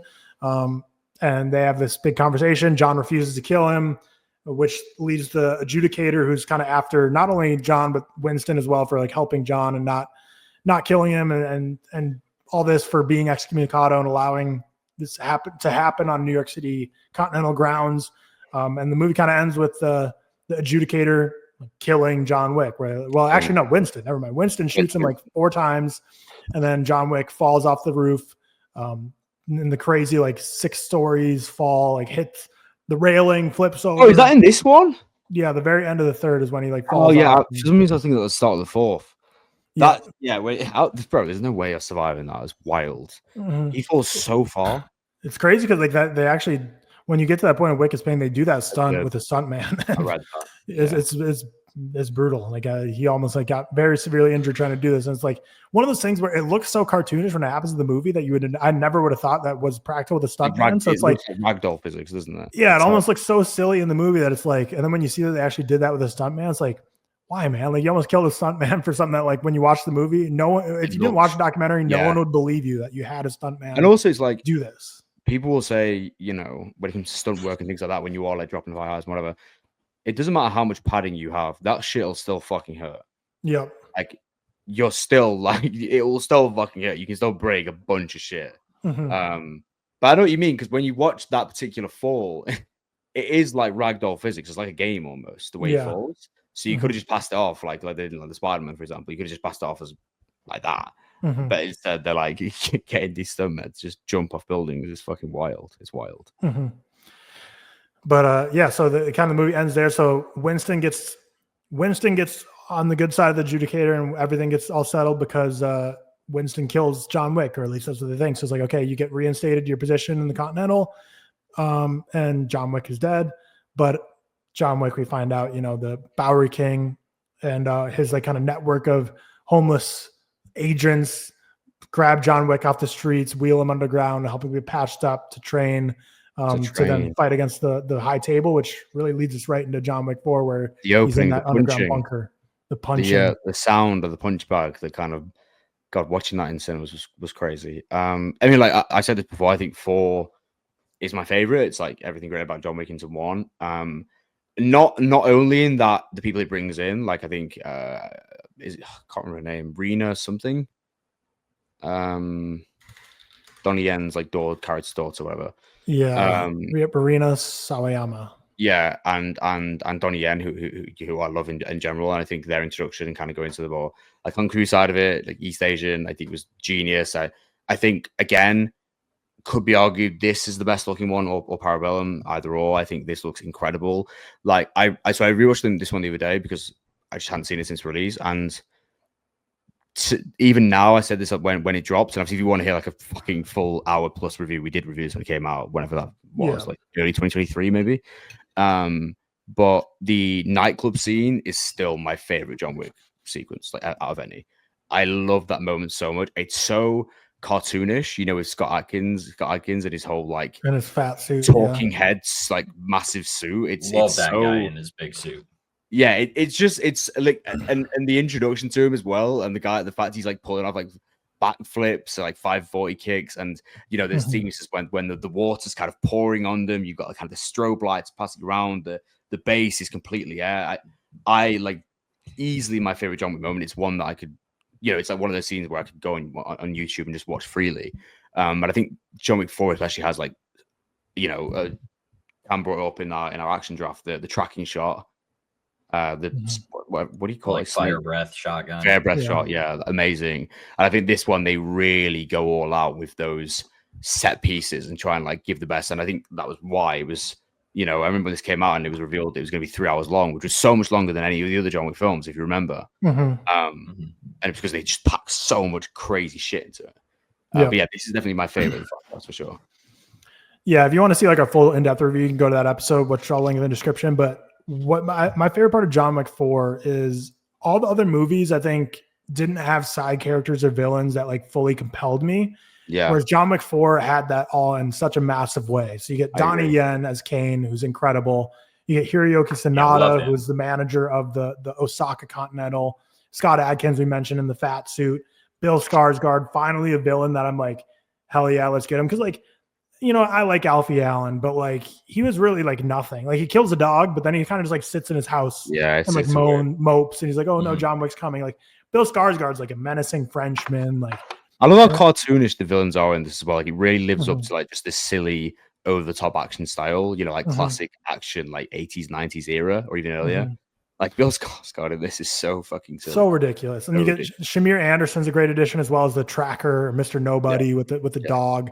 Like every side character in this, like Yen, Sanada, Adkins, Skarsgård, Shamir Anderson, like everyone, I'm like, I could see a spin-off with you. Like I wanted to learn more about your character, where you come from. Yeah. Whereas I can't say that about any of the other side characters. Like spin-off.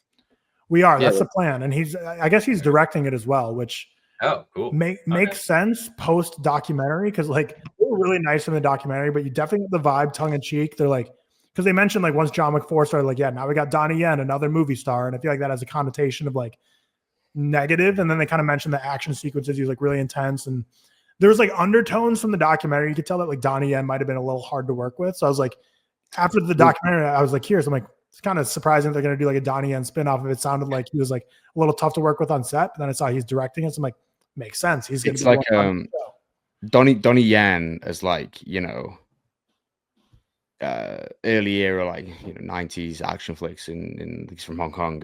He is such a huge name, and it's like it's kind of hard to place these people as like these spin-off side characters and not give them their own thing. Like Donnie Yen, I don't know if you guys have seen him. I know me and George have. I definitely recommend him as action set pieces. He was in a franchise called the Ip Man franchise in the early 2000s. Crazy, like hand-to-hand combat, unbelievable. And it was such a big hit that I think it's probably hard to get him and just place him as like a side character and not allow him to do his own thing. And he thinks that as well, because he like transcends supporting actor almost, especially in like a martial arts film. But yeah, I just looked, he is directing it, so I'm intrigued to see that. I probably will watch it because I did like his character Kane a lot. Do we have like a release date for that at all, or is it just like a no? Whenever. There's a couple things. Know if it's like started production or anything. It's still an idea right now. Yeah, there's like an untitled the Kane film is Donnie Yen directing. It's it's in pre-production. There's an untitled prequel film that's in pre-production. directed by Shannon Tyndall, who has done what else? Is that the animated one? Coraline. That's the animated one. Yeah, that's the animated one. Oh, it's character designer. Okay, so yeah. Hasn't done. I think it might be first time directing. It looks like, but then John Wick Chapter 5 is in development as well. So it's like all this stuff is kind of like nuggets of ideas right now, but nothing more. Yeah. But yeah, so John Wick 4, the character expansion, everyone is interesting. I want to learn more about everyone in this one. Every side character is great.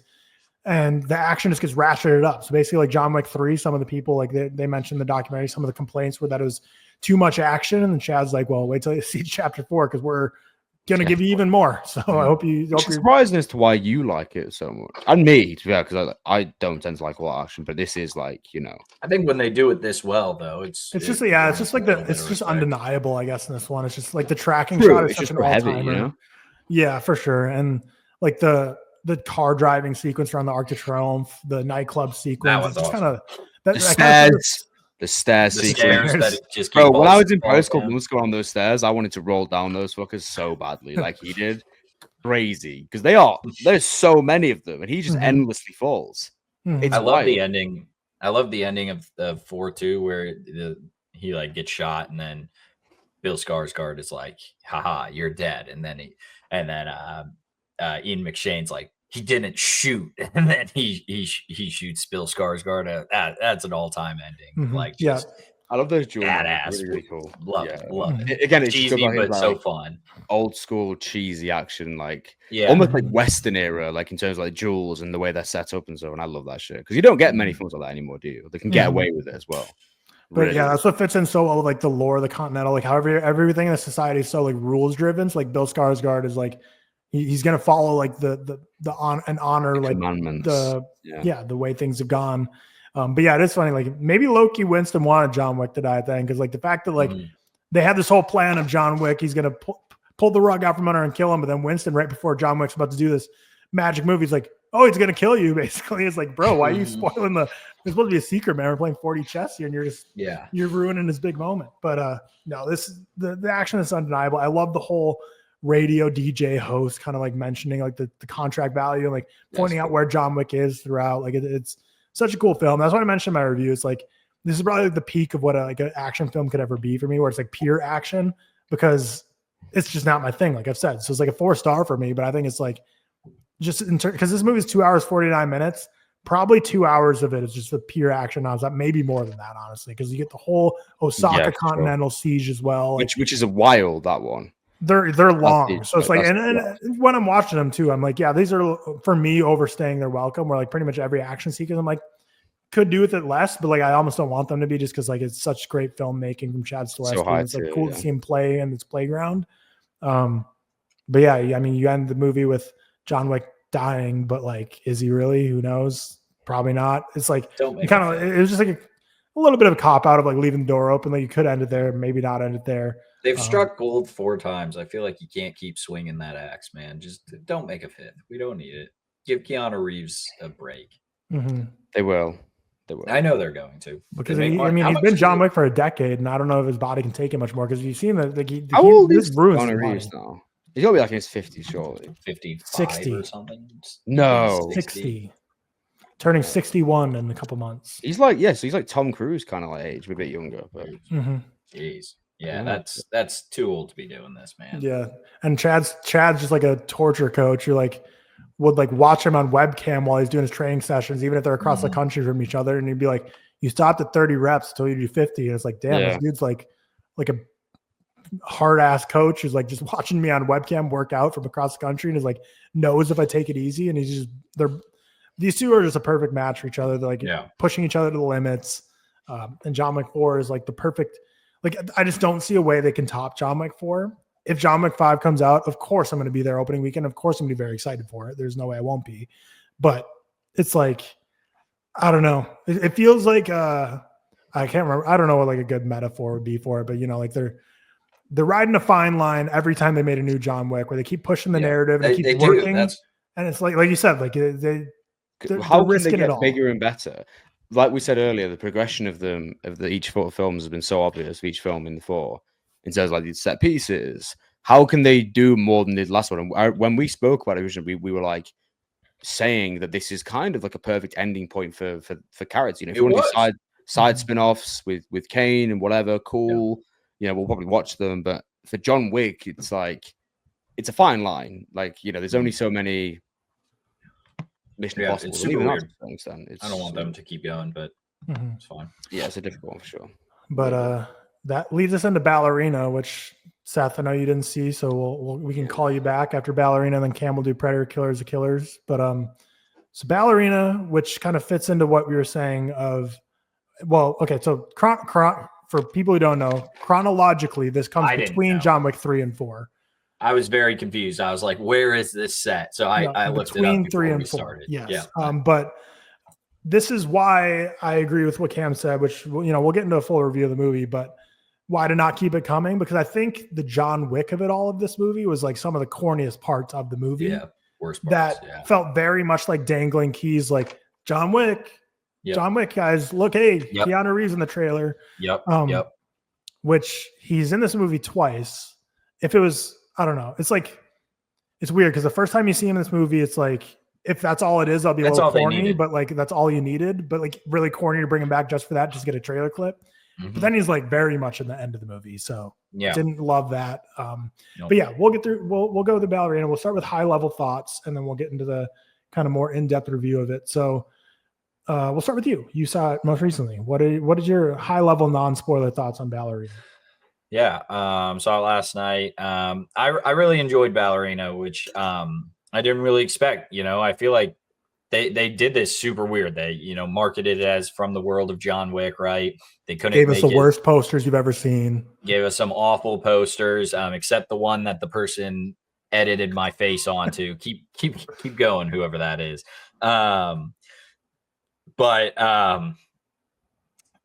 I think the action itself is really, really great. They didn't lose a beat. You know, Chad Stahelski is a executive producer on this. Like, how involved was he? I don't truly know. Well, quick note on that. So this is like a really interesting story that he reshot almost half the film, the entire third act. So basically, like to the point where like other directors would have taken away like Len White. Like this basically is like almost a Chad Stahelski directed movie. That maybe just because he's a good guy, like let it be, like didn't co-direct and he like didn't put himself in the credits or anything. But basically every story that comes out of this, like Chad, like close to 50% of this movie is like 100% directed by Chad himself, who like came in at the end and like changed everything. And you can kind of tell probably by the final act later, you're like, this seems like some Chad stuff. Like that's like all Chad. So sorry, just add that in for how much he's involved. Basically, this movie was made and he, which makes sense probably why Lance Reddick was in it. This movie's probably been in production for a long, long time. And then Chad like basically changed a lot about this movie. Cool. Interesting to know. But either way, like the action is really great. So that's interesting to know that he was like very involved. Sometimes, you know, you get executive producers and it's really just they obviously Chad Stahelski is attached to this franchise. He's going to fund some of this movie to get some return on that. But it's interesting to know that like he was very much a part of it. So, yeah, I think they don't really miss a beat on the action. I love Ana de Armas in this role. I think she's really great. I love her in kind of everything. And I think you really saw like her action chops in the last 007 movie, which I forget what her character was in that. But she gets a little bit of action in that. And then this, you get full on Ana de Armas action. I think. Are her and Tom Cruise officially like confirmed dating, or they've got something going on? I wouldn't say it's officially confirmed, but yeah, they hang out a lot and they're a situationship, as the kids call it. But she's obviously like getting into that action side of it with Tom Cruise. He's like fully pushing this movie and obviously like it's big on the action, but yeah, I think she does a really good job. I love how she like holds her gun sideways. I like when they give characters like little silly things of that nature where they like it's like she holds her gun sideways and it's like awesome. Don't know why, I'm in for it. Because I don't think they ever really say like it's a thing. It's just whatever she chose. Which hell yeah. I think the story is super weak. We can get into it. I think of the like 5 John Wick movies or John Wick franchise movies, this is the weakest story. Very generic. it's basically a revenge story, which, you get into, again, John Wick, the original, is basically a revenge story. But again, I feel a lot more emotion towards the dog and towards his life than I did Ballerina in this one. Yeah, I like the movie, didn't love it. I think the story is kind of what holds it back. And then, yeah, the John Wick cameos and John Wick presence is just so wrong, man. Like, just give it its own franchise. It's very greedy, obviously, to put them on the posters and like market like John Wick's in this movie. It's from the John Wick universe, but I understand why they're doing it. But like, it's the worst part of the movie. So I don't fully understand why he's there. I think this would have stood alone really well. And yeah, you can do the first scene where he's like, you can leave if you want. You still have that option or whatever he says. But you don't need him at the end fighting her and then fighting with her. It's just let her have her own movie. And that, obviously he's not like a main part of it, but you don't need him at all at the end, in my opinion. But yeah, I enjoyed it. Had a great time. Had a lot of fun at the theater with it. It's a very fun action movie like the John Wicks are, and it's got great action. The story just wasn't amazing. I gave it a 69 out of 100. Nice. 3.5 stars. Yeah, I agree with you. The action, I think, is great. I think low key, maybe like it's up there with like some of the best action. Like, we'll get into some specifics and spoilers, but there's some specific kills. I'm like, that might be like coolest kill I've seen in the franchise. Crazy. There's some kills are crazy. Kills. Yeah. And Honor to Armus, I think, saves this from being like a lot weaker than it would be. And I watched John Wick 1, 2, then Ballerina, then 3, 4, even though this comes between 3 and 4. I just didn't have time.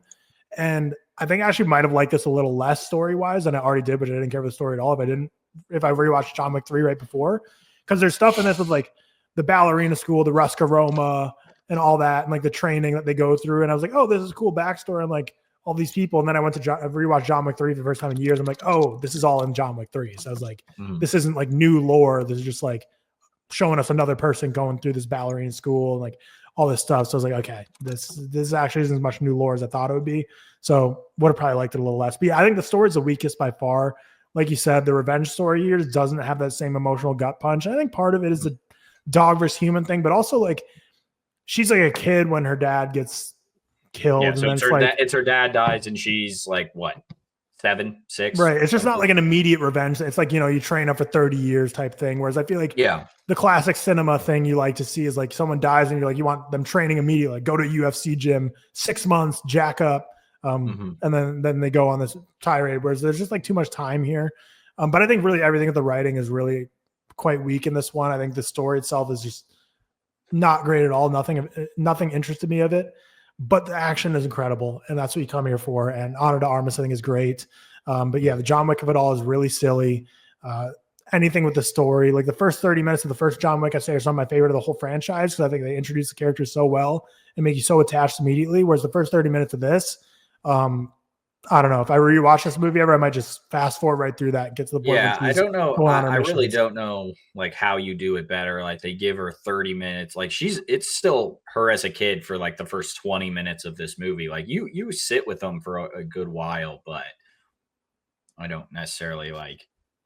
I don't love her back. Yeah. Again, and I don't want to say it's like all the dog, but also like this idea of like John Wick, like in the first John Wick after he kills the people that come to kill that come and kill his dog, when the cop shows up and he's like, oh, you back to work? Like the cop sees the body, he's like, you back to work? And he's like, just taking care of some things. Like that's a really cool like intro to this character that like that in itself gives a ton of backstory. Like this is just like this is this is tell don't show, whereas I feel like the first John Wick is show don't tell almost, like, and that's what you want. But this one you like have to see every little bit of her training and her being this ballerina and this part of the I forget what like her occult is, or I forget like what her group is called, but it's just a little weaker, I think.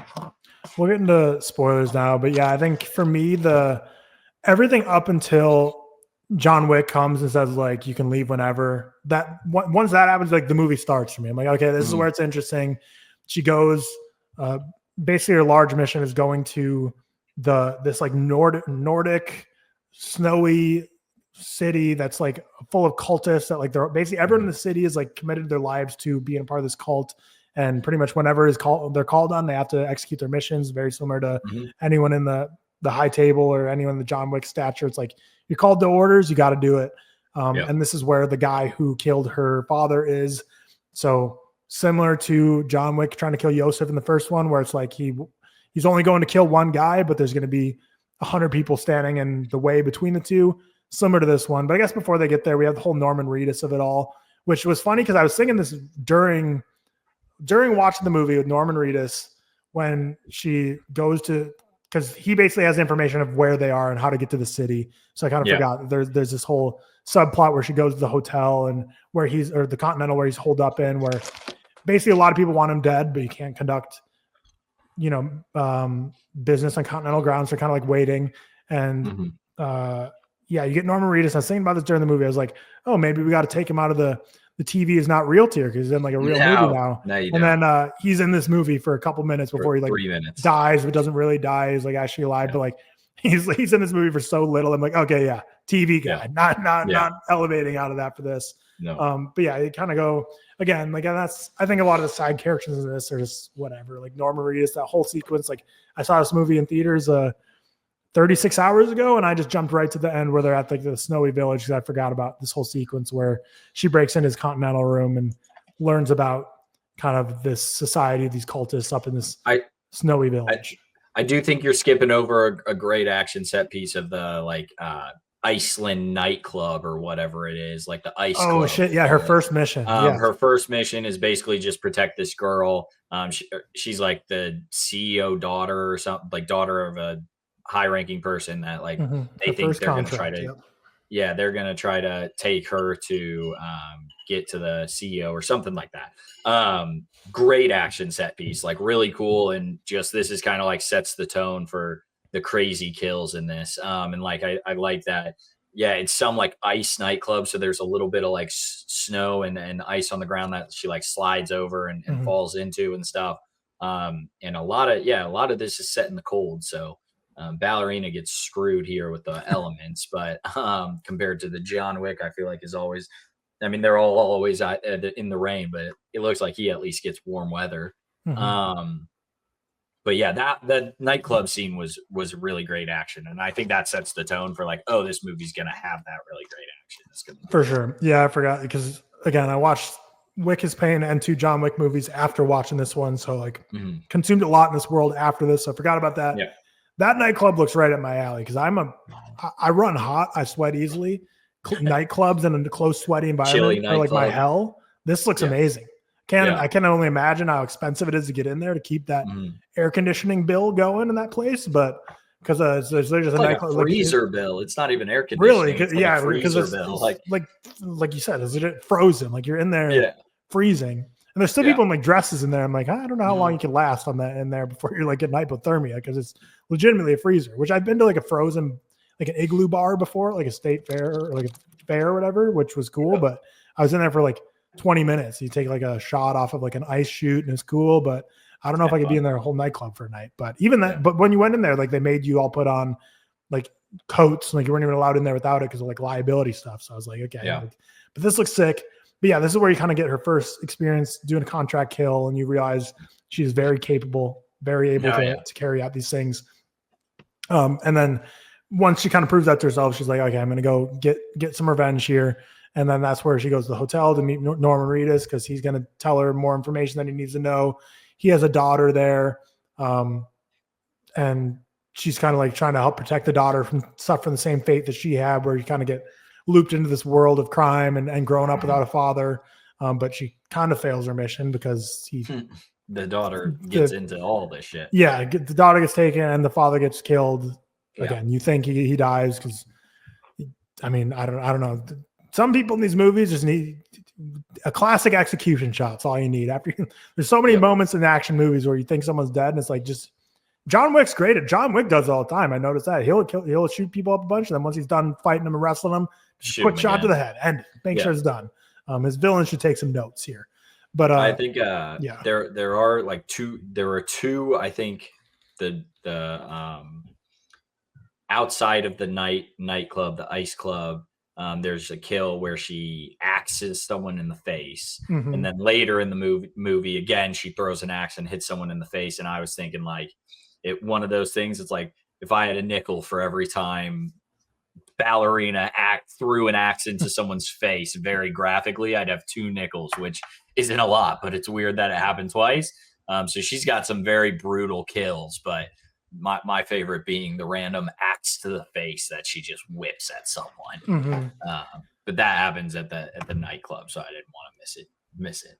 Yeah, I'm trying to figure out chronologically if this part comes up. After she goes there, then she goes to the arms dealer is next, right? When she goes to that she sees the like wrist. Like they've always got a wrist tattoo, and they've always got, a person like, they've always got a wrist tattoo that the hero is looking at. I think this is similar to like the Amazing Spider-Man. Like the killer had a wrist tattoo of Uncle Ben that Andrew Garfield's going after. Like it's just a very classic trope, and this one is no different.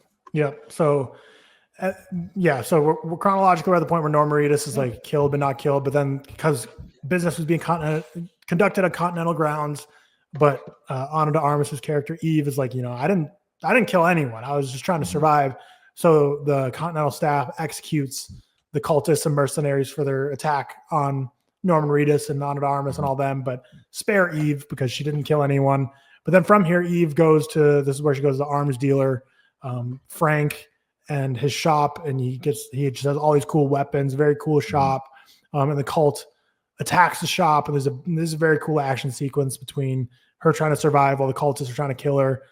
And I can't remember if this is when the kill happens or if it's when they're in the town of Hallstatt, which is like the snowy town. But the coolest kill, I think, of like maybe all of John Wick is like the grenade when like she like takes a guy and like breaks his back over a table and like explodes a grenade and he just sprays his guts everywhere. I think this was in like the bunker of this, which that was like when that happened, I was like, holy shit. Okay. They got something here. That was probably my favorite kill of any John Wick. It was because usually you don't see like that much gore. I feel like you see a lot of bullet shots. Like didn't like vividly remember John Wick being like pure R-rated. Like I knew it was bloody and intense, but this one was like very graphic and crazy. There's like exploding bodies, guts everywhere. Just like a cool action set piece, in Frank's shop. I felt so bad for him. He seemed like a nice little wholesome guy, and his whole shop just gets completely destroyed. It reminded me very much of like Kingsman vibes. There was like a very like high class type of shop where you can just get all these like weapons and stuff to carry out your assassinations. It gets completely destroyed. And then from there, always such a cool like part of like any of these assassin movies where they get like their suit up, like their gear, and it's always like in a random like closet, behind the scenes of a shop or something. Like it's always great in the action franchise. Works every time.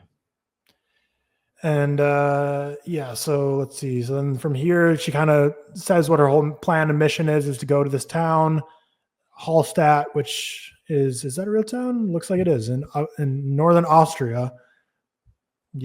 I managed to Wikipedia is not like a fake made. Yeah, no, it is. So Hallstatt, Austria, snowy town, awesome landscape, just completely covered in snow. And this is where like all these cultists reside, and the whole town basically is full of cultists. And she goes there to kill the person who killed her father and enact the revenge. And basically, I mean, a lot of cool lore here. You have like the whole watchtower where there's like a bajillion telescopes looking over the town, and he kind of communicates with the whole town and kind of lets people know of like when outsiders come in. And she first goes to this like coffee shop thing, and immediately, very similar to like John Wick at the end of like chapter 2, where like everyone's just staring at you weird and you're like, okay, something's up. These people are not just normal people. Goes in the coffee shop, and that's when they first try and start taking her out because they realize an outsider here coming here for no good. And another very awesome action sequence, this whole shootout in this diner with, you have plates and knives and guns and kitchen utensils and incredible hand-to-hand combat. I thought this scene was very fun. Yeah, I think this is where you get the second axe kill, which I really like this this action. And I think they do a great job throughout. I think my favorite was the nightclub, then probably the finale, and then this one. But like they're all neck and neck, really great, really great action either way. Like I think we've said it, but they do a really good job. Yeah, and pretty much the whole rest of the movie, for the most part, is, I mean, she gets there during the day, and this movie goes all the way till midnight, and it's the at whole one town point in there. It's like at one point in there, they have the reveal that she has a sister, right? Like that one girl is her sister. Yeah, Lena, Eve's older sister. And again, that is just it's just a dumb trope that I didn't really care for. Very Shea Wiggum, Final Reckoning vibes, really like a reveal part of a plot where I'm like, I feel like you thought that was going to hit a lot harder than it did. I didn't really care for whatever that was. It's fair. I haven't seen it yet, so you just spoiled. No, that's fine.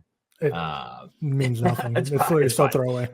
But yeah, like this to me was like a silly addition that I didn't need, but like you try to add a little bit emotional depth to it, but like she dies like 3 minutes later, so you don't really get like any interaction between the two until it's revealed, and then she dies. Like it's just kind of doesn't work perfect. And then after that, like after she's killed a bunch of people and escaped, they send in Baba Yaga, John Wick, and he's like, I'm not going to kill you just yet, or something. Yeah, because like the Chancellor calls the director and like declares war against their two like factions, and like the director does not want that, so she's like, okay, in order to stop this war, I will send John Wick to take out Eve, and like basically the Chancellor's like, okay, sounds good, but you have to like midnight or whatever or maybe John Wick. No. Yeah, she sent John Wick to kill him, and then John Wick meets her. John Wick gives her and time. They fight, but he's not interested in killing her. And then basically John Wick's like, I'll give you till midnight to carry out your duty and kill this guy. Other than that, I got to kill you because, at this point, he's in between John Wick 3 and 4. So he's in between, at this point, everyone's trying to kill him. So he's on a side mission, basically probably another one of those like blood oath things where like he has to do it and he'll get more resources because we see in order to order the duel in the fourth movie, he has to be like part of the family again. And I imagine this is kind of like the side quest that helps get like the family to help. Like, I mean, we see a side quest in John Wick 4, but I think the way Chad Stahelski planned out this franchise, I don't think when they were making John Wick 4, they were planning for a ballerina movie. So I think they just kind of like threw this in as like, that's like around the time where he's like trying to get back in good faith with the family and like get back in order to then enact the duel in John Wick 4.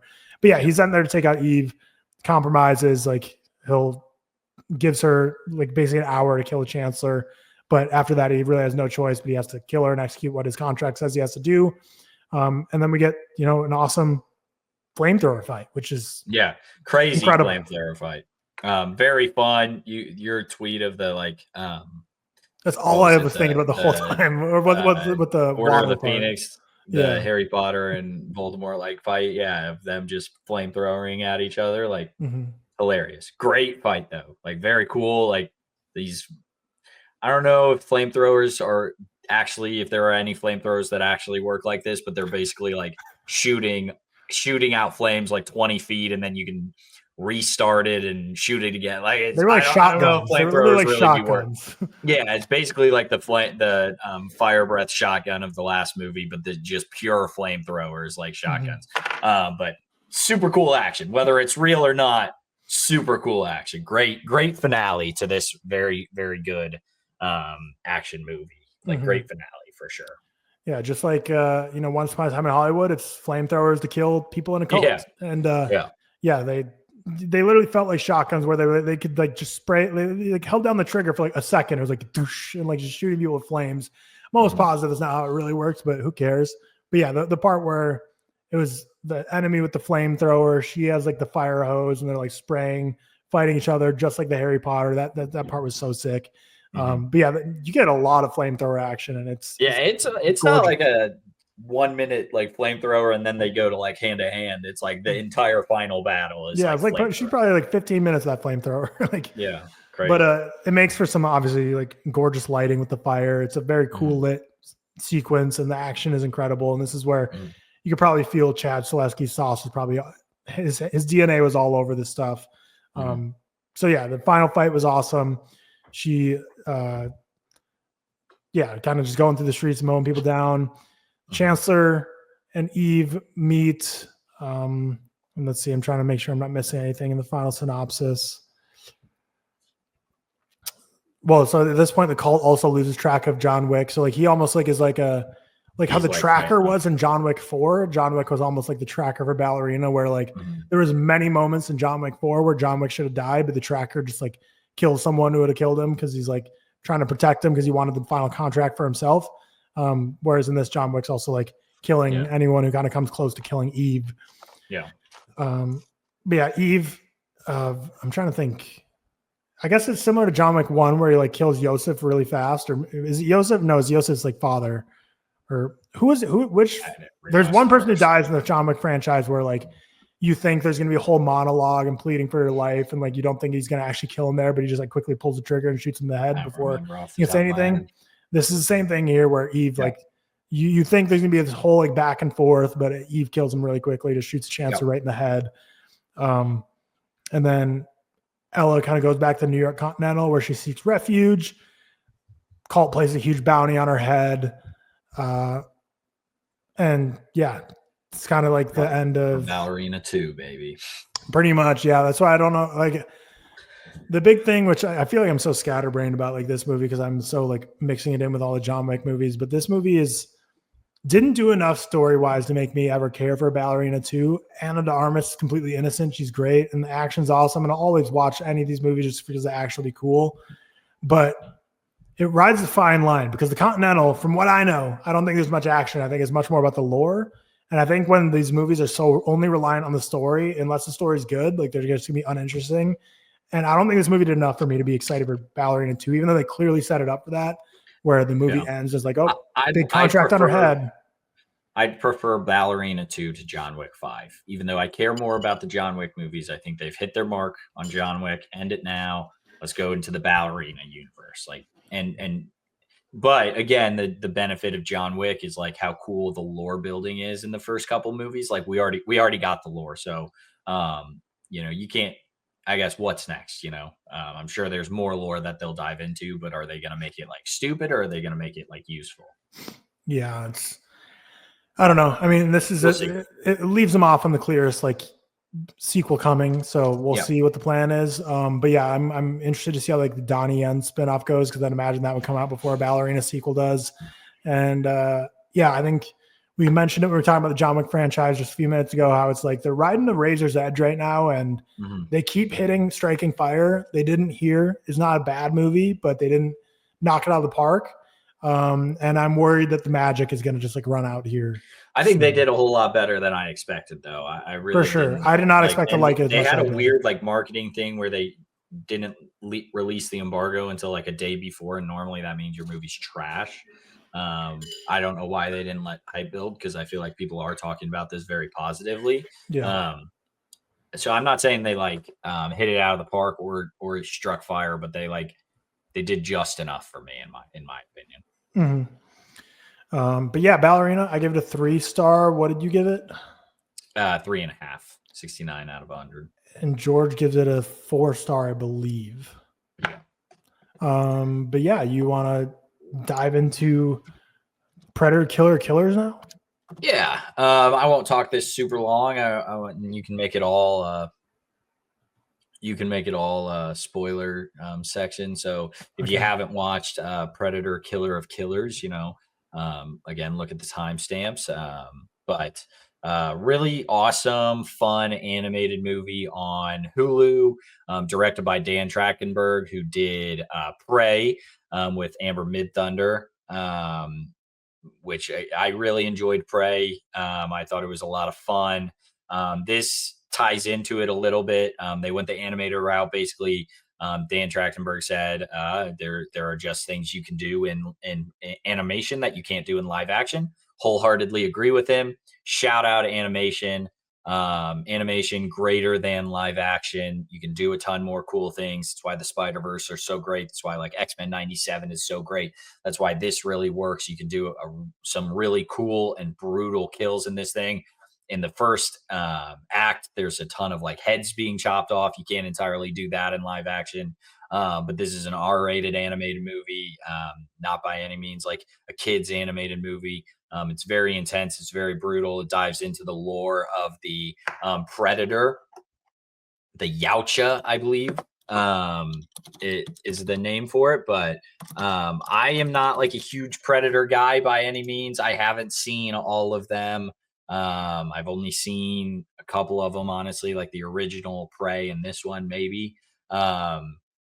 But I think this is a really interesting dive into it and makes me intrigued for this character. I don't think it means I'm going to go back and watch any more, but it's intrigued for this universe. This movie is basically told in like 3 parts. So it starts off with the Shield, which is like this Nordic old landscape that it's set during like Viking age, and the Predator, basically all parts are a different Predator tracking down different people in different times, basically just being a Predator. But this like Nordic village, this Viking village, is they're fighting amongst each other. You have a woman who I forget her name. Let's see, Ursa. Yeah, a woman named Ursa. She basically is the main character of this act. She's fighting other villages, and then the Predator comes out. You get some really cool fights. The Predator like punches someone into the ceiling and they die like getting stuck in the rafters, which is like a crazy like shot again.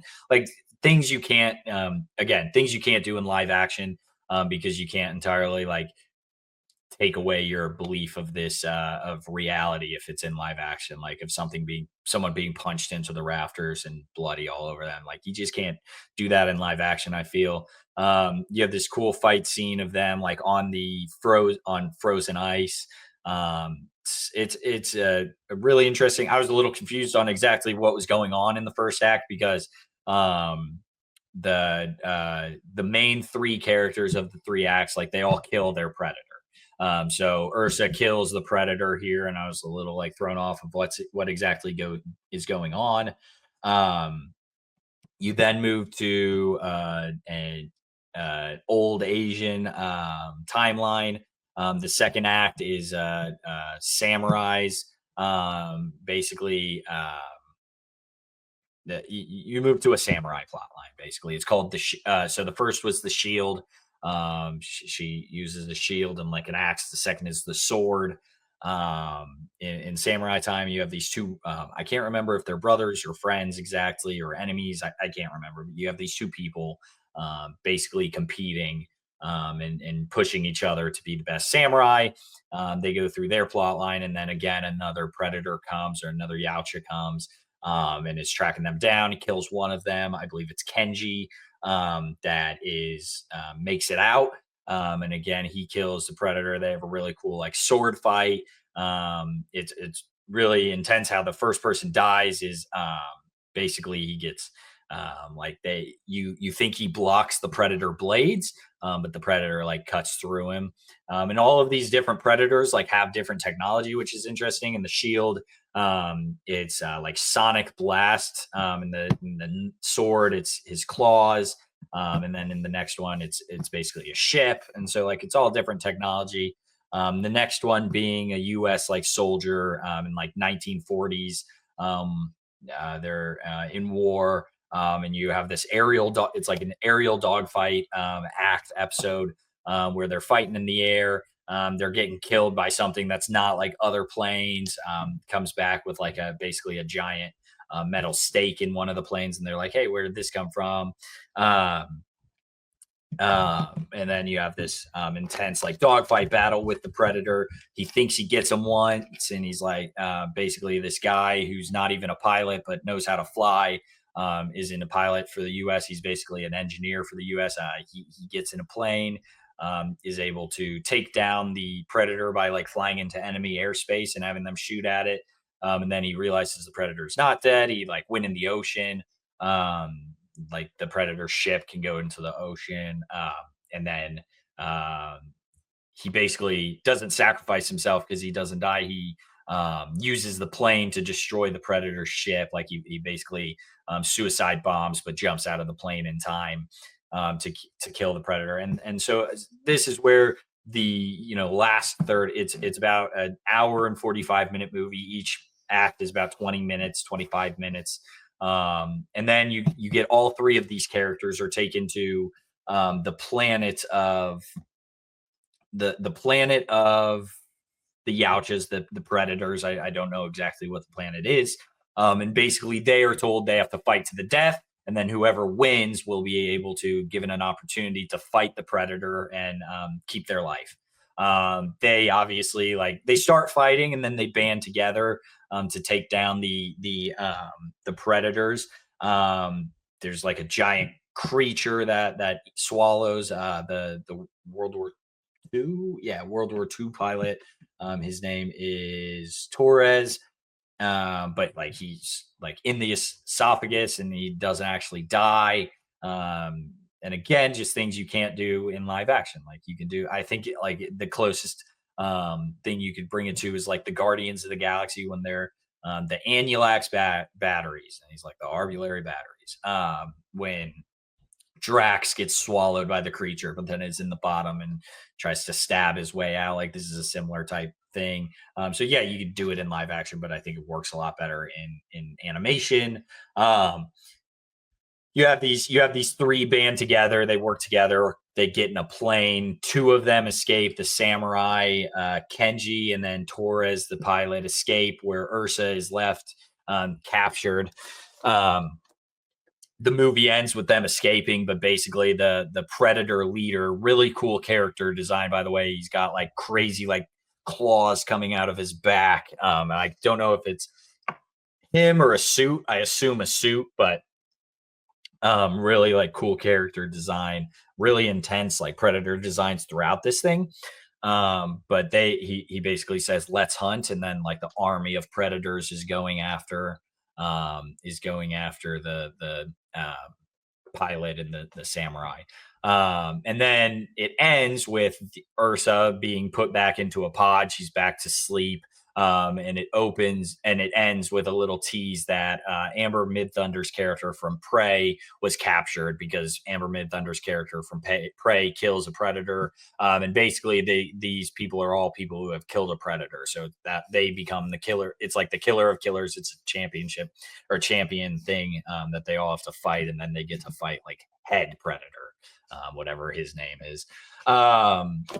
I gave this movie a 72 out of 100, I think, somewhere around there. Yeah, 72 out of 100. I enjoyed it. Like I said, I don't necessarily care for the Predator character as a whole. So I'm not super invested in this lore. I think the animation style is fantastic. I didn't necessarily think the ending was all that amazing, of them just kind of escaping. I would have liked them to, I don't know what I would have liked. I also don't love that this is a world of predators, kind of waters down the character a little bit. So if they just keep dying, they just keep coming back because you have an entire planet of them. But it makes sense with how many predator movies we've gotten and how often they die. It makes sense that they just keep coming back because they're basically a race rather than just one being. But really cool movie, tons of fun, bloody, intense, interesting how it's told. Like I said, it's in 3 parts, and then you get almost 4 parts basically, because you get that final act. But I enjoyed it. I think if you're into this franchise, it's definitely something you should check out. And then also I think the animation is really cool, and it looks really great. The animation style is very cool, and it's cool that Dan Trachtenberg very clearly cares about this franchise. He like I said, he did Prey, and now he came back for this, and I think he's doing another. I assume they'll do an animated sequel to this. I'm sure he does that. I can't remember if he's confirmed to be doing another. Let's go look. Yeah, he's doing Predator Badlands. Okay. So that's the next entry in this franchise with Elle Fanning.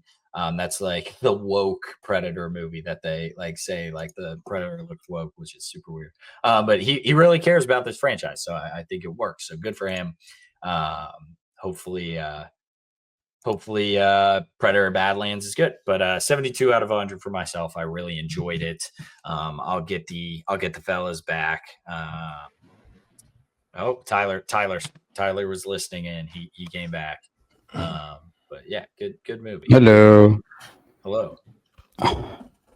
All right. Well, now we will do Cam's Letterboxd punishments. So we've been overdue for 5 months on. We've been having to do them for a while. So basically we get to choose his top 4, and what his pinned Letterboxd review will be. So I'll pull up Cam's Letterboxd profile. I don't know how you're going to find my pinned review. Also, I'm going to be pissed that I have a pinned review because I don't have pinned reviews right now because I think they make the UI cluttered. No, they're cool. How about 2 on? Can you pin other people's reviews? No, he has to pin on his account, I think. Wait, so he can't pin someone else's review? No. Damn. Well, then I don't know which one we're gonna have him pin. That's not as interesting. I'll find one. I'll pin my Godzilla X Kong review. I had an idea and everything. I was gonna have you pin this review from Patty Baller 27. Remember the Titans. Ryan Gosling being built like Cam Walsh. This movie really made my day. That's very funny. I searched your name on Letterboxd, and there's a surprising amount of reviews that mention Cam Walsh, and like a lot of reviews. That's crazy. Is that a thing? I gotta go look at this. Yeah, just search Cam Walsh in Letterboxd, and you'll find. That's so funny. I'm gonna try and find a review that Cam should pin. Bone alone, bahaha, you dumb idiots. Cam Walsh. Yeah. Cam Walsh always has a point. Someone gave Far From Home a good score. Wow, this is crazy. Cam Walsh's review below. I didn't even make it do this. That's very funny. I'm gonna look up like everyone. Look at there's like pages of Cam Walsh. There's reviews. So many Cam Walsh. Some of these I guess aren't actually. It stops like right here. Can you search my name, Tyler, and see if anything comes up? The first one for Tyler Whitmore is Magazine Dreams, a 4.5 out of 5 that says "fuck you, Tyler Whitmore." So sorry, but also About Time, 5 stars. Tyler Whitmore, you son of a bitch. Can Seth's film reviews make a bad movie recommendations? Seth's film reviews talk about this like it's the Godfather or something. Fair enough. See, this is stupid. Never There's listen a bunch to film reviews. There's a bunch of reviews for. There's a bunch of reviews for Independence Day. That's like President Thomas Whitmore. I'd vote for Thomas Whitmore. Whitmore 2024. I think redefine your search UI. You've opened up a whole new world to me here, Tyler. I can't lie. Mm-hmm.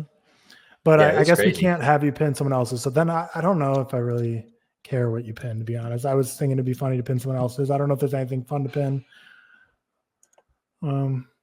Yeah, but what are we going to do for your top 4 films? Because you have to keep them as top 4 for the next 2 months. Yeah, I'm fine with that. Seth? We'll each pick one. We'll each pick 2 actually.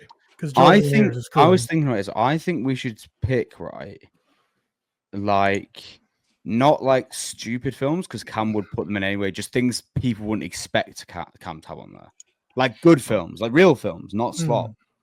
You know. Because right now it's a slopathon, and if we add to the slot, people will expect that it's Cam. Yeah, that's true. It's too obvious, and like Cam is the sort of guy to put like that shark film he just watched in his top 4. Do you know what I mean? I don't know if I've ever done that though. No, but I just like if you did it, I wouldn't be surprised. Is what I mean. So I feel like we have to go kind of rogue and pick like a real movie or 4 real movies. Okay, well, what are you thinking? Does it have to be something Cam watched? I was thinking of doing it in 365 days. Oh, okay. No, because Cam would put that on. Do you not think Cam would put that on? I don't. Okay, fine. I've got done anything like that, but understandable. But it has to be like one of the lewd backgrounds for like a bonk, like that I've one. I've got one. So it's just like Cam Walsh bonk. I've got one. Okay, what do you got? Okay, so I've never like put. I mean, maybe I would one day, but I have. As of now, I've had Letterboxd for 3 years. I've never like put a stupid top 4 up there. In fact, I've got 2. First one I'm gonna do is 364 Pinocchio.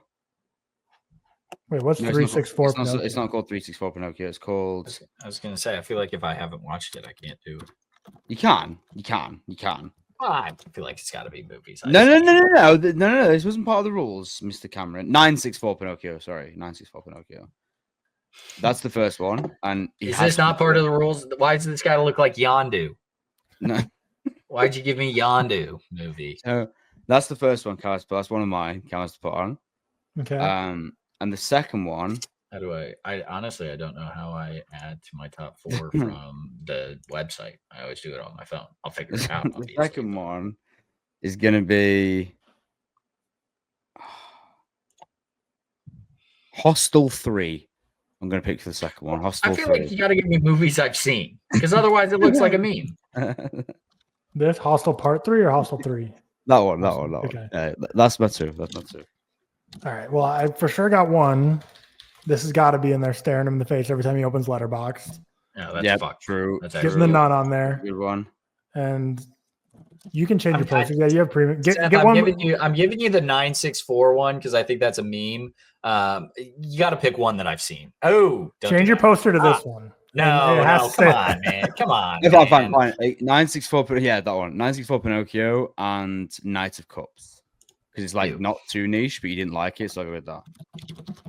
I'll go with the Nun for sure.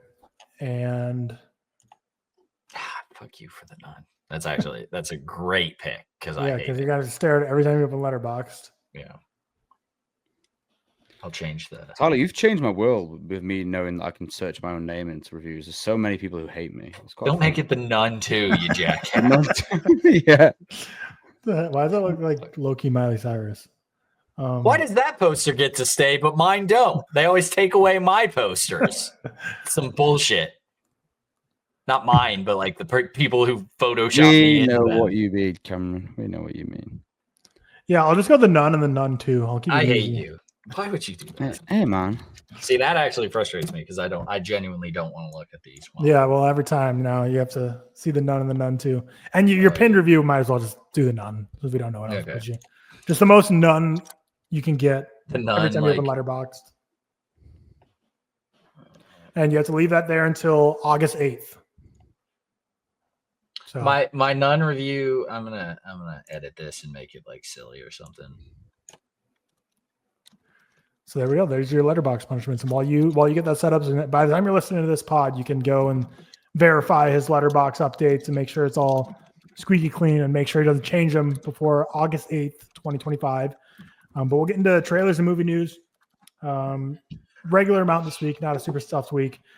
We got the new trailer for Megan 2 coming in theaters June 27th. I'm so not looking forward to this, man. I don't know. This might have to. I'm hoping F2 movies. Did you guys do Tadam last week? Yes. Okay. We talked all that. I was there. I was right there in Tadam. Mm-hmm. You were in a hotel room. How do you pin a review? Yeah, we did speak about last week. There wasn't really much like we. I think you have to pin a review. Don't you put a tag as profile? You put a tag of profile. Yeah, you put a tag. So add a tag to your review and just type profile, and then it'll be added. I've never had a tag. Okay. Yeah, I'm not a tag guy. I'm not a tag guy. I just use cinema. I tagged in my very first one. I tagged in my very first. I like the cinema one because that's review of. Do you know what my very first review of Letterboxd was? Here's some Walsh trivia on Letterboxd. My very first movie. Was it not just an update, or was it not just like a rating? No, before I updated everything. It was the Kevin James, Sean Payton movie. Oh, Home Team. Home Team, yeah, and that's the first time I used tags. What was the tag? This sucks and Netflix or something like that. Like it was like, yeah, use them like hashtags. Yeah, it was like hashtag. Not to work Twitter. Yeah, there's here diary. Is it? No, there's a way to see your. No, you haven't got tags on there. Yeah. So my three tags now because I added profile. The first is I feel dumber now, and then the next is Netflix. Nice. That's it. I like doing the cinema one because I like to see what I've seen on the big screen, or like with Anna. Yeah, I like tagging them. Yeah, but George is like a big tag guy. Yeah, right? He uses them for everything. I just can't be bothered to do that now. Too much. Are you excited for Megan 2, Seth? No, it looks shit, and I hated the first one. Man, yeah, I'm not going to be seeing Megan 2 unless it's in my own home. I'm not going to the theater for that shit. We got the first trailer for Wicked for Good as well in theaters November 21st. This chick actually freaks me the fuck out. I think we all thought Wicked was fine. I think we all kind of agreed it's pretty like ugly film, but like fun. Yeah, no. Time out. Cam and George, we had arguments. Wicked's really you weren't awesome. there. Tyler, you weren't there to protect me when I said it was ugly, and these two had to go at me about it. Oh, but we both still rated like a 3, I thought, because I still like had a fun time with it. Oh yeah, I like the music. Yeah. It was cool. It's just really ugly. I didn't know we had Wicked heads on the pod. I thought we all just kind of were like, it's fine. No. George is Wicked build, and so is Cam.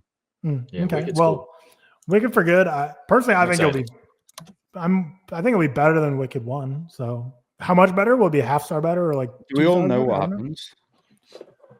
I know broad strokes. Have a general broad, understanding. I only know broad strokes, not because I've been avoiding spoilers, but because I'm just so not really interested in Wicked lore that whenever I read spoilers or see anything, I'm like, I don't really process it enough to care. But sure. I'm excited. We'll see.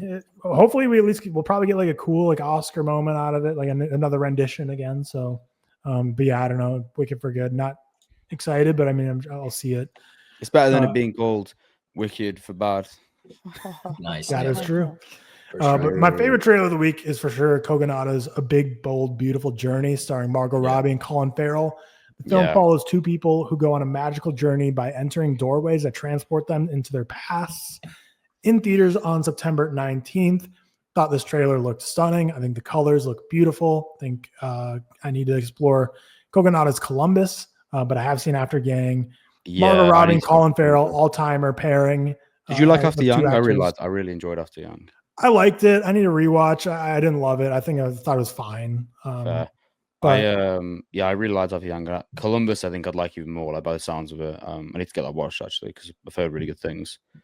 This trailer reminded me a lot of Suzume with the whole like doors. I don't know how many of us all saw Suzume, but you have like the doors that transports you to New World. Yeah, we all did. But reminded me a lot of that. But it was so colorful, so gorgeous, and I love these two actors. I know some people didn't love the trailer because they think it's kind of coming off like melodramatic romance, corny type of film. We missed that shit. I think it looks like something that'll be right up my alley. So very excited for that. September 19th. Got a new trailer for Freakier Friday in theaters August 8th, which is the day Cam can release himself from the nun on his profile. So Freakier Friday will be the day you can change your top 4. But I've never been more excited for a release. My most anticipated of the year. This falls in the same game as Happy Gilmore 2 for me, where I love the original and have no interest in the sequel, but I'll watch it because. Do you like? Oh, I didn't even know you liked. So I grew up with it. I haven't seen it since I was like 12, but I loved it. I'm just looking at your top 4, and the nun posters are so fun. Dude, what is that? This is like actually exposure therapy, man. What is that second one? What is that poster? I did make the second one the goofy one. This is exposure therapy, though. I fucking hate the nun. Cam, what do you think of the clip for Ironheart? Do you watch fine. I stand by the when we talked about the trailer. Like I think Marvel is kind of throwing these TV shows out there just to get them out because they've already made them. This Wonder Man, and then one other. Oh, the White Vision show that they're making. Like I think they're already too deep on these, and they're just trying to get them out. Maybe Ryan Coogler is like super into this, but I think they're just using him as like a, hey, Ryan Coogler's got a lot of good buzz right now.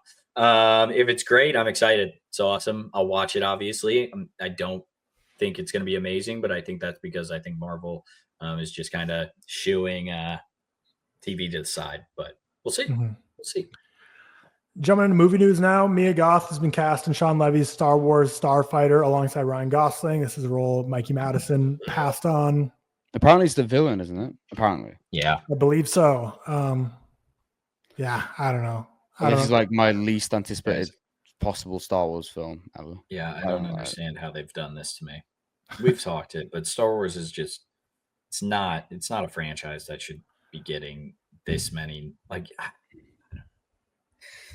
would you not say that's exactly what it is yet, though? Well, I mean, what is the? Is it going to be like Skywalker Saga? No, it's going to be like an anthology. It's about the Starfighter, whoever that is. It's about the Starfighter guy. Ryan Gosling is Starfighter. Right. I don't know, guys. Like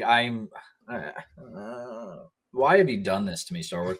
I love Star Wars from my whole heart, but this is bad Star Wars and/or good Star Wars. Like maybe this is as good as Andor, but I've seen Sean Levy films. Frankly, he can't make it something as good as Andor until I'm proven wrong.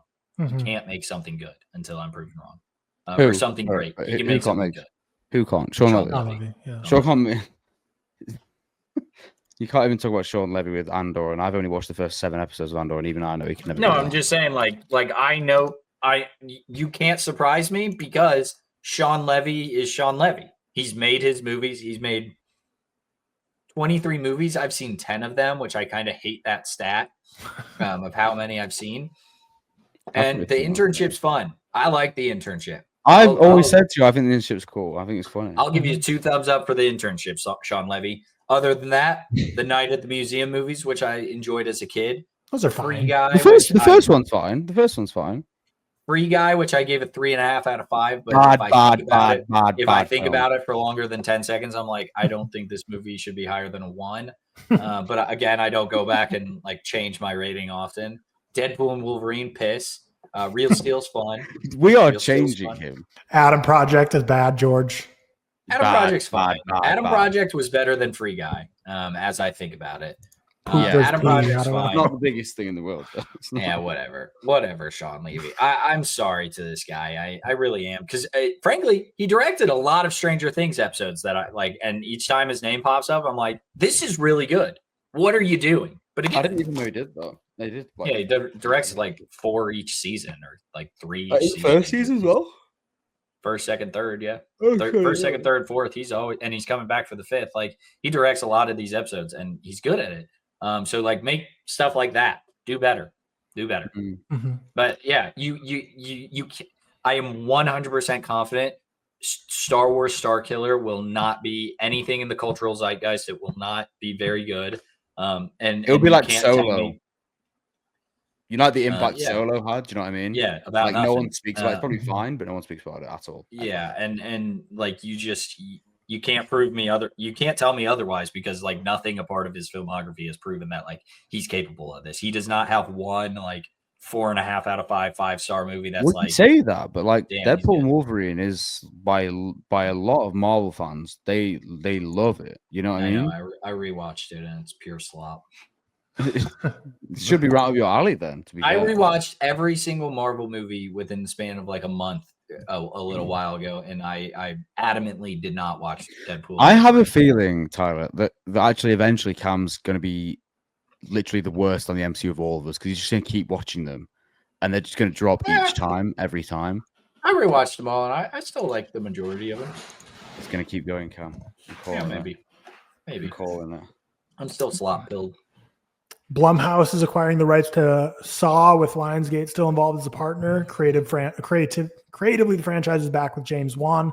So James Wan has ownership of the Saw franchise again. It's with Blumhouse. I don't know. I thought they were on the right track with Saw 10.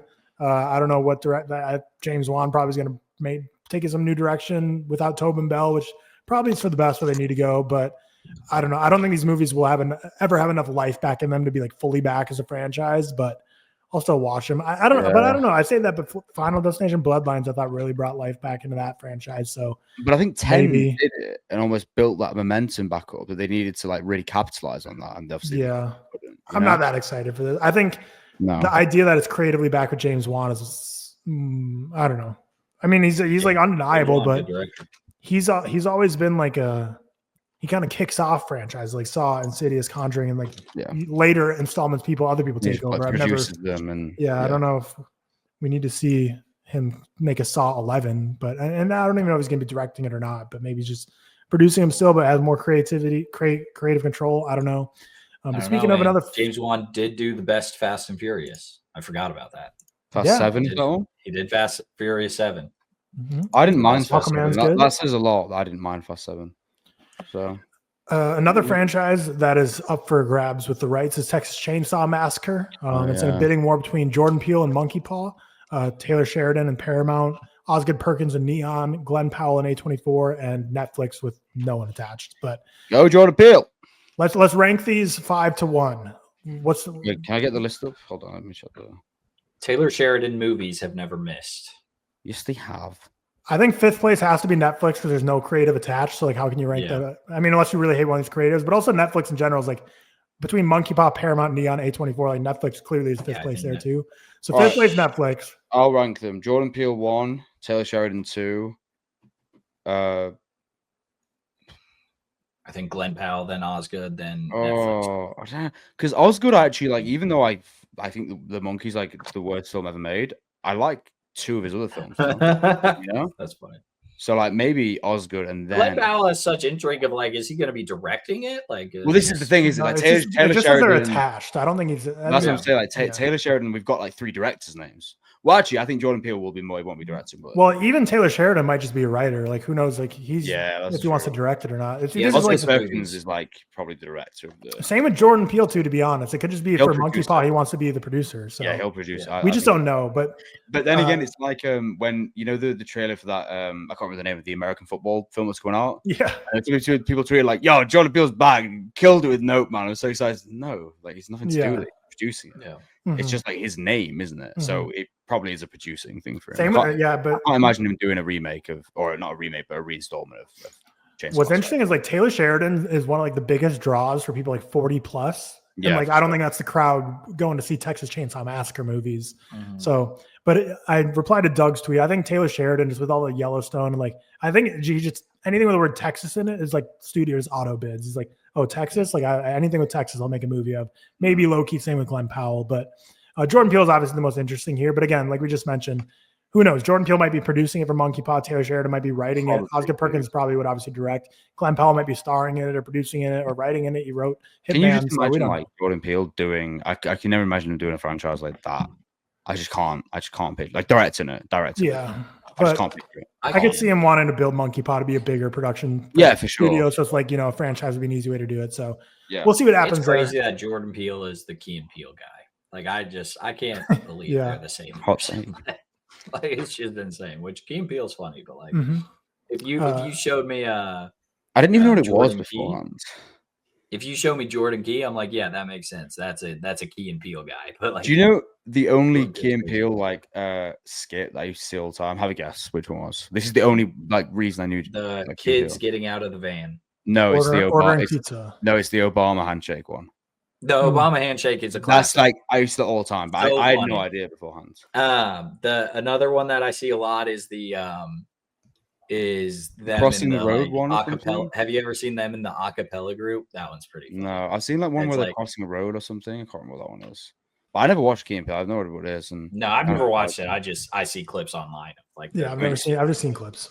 Yeah. Seth, need your input.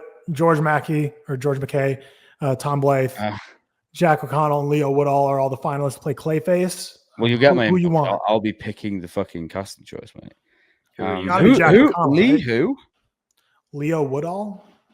What was he in? I know when I see his face, I know him, but I don't think this is him. Is he our new Clayface, Tyler? Can you see that on my screen, Tyler? Oh, was he in Cherry? No. Yeah, he was in Cherry.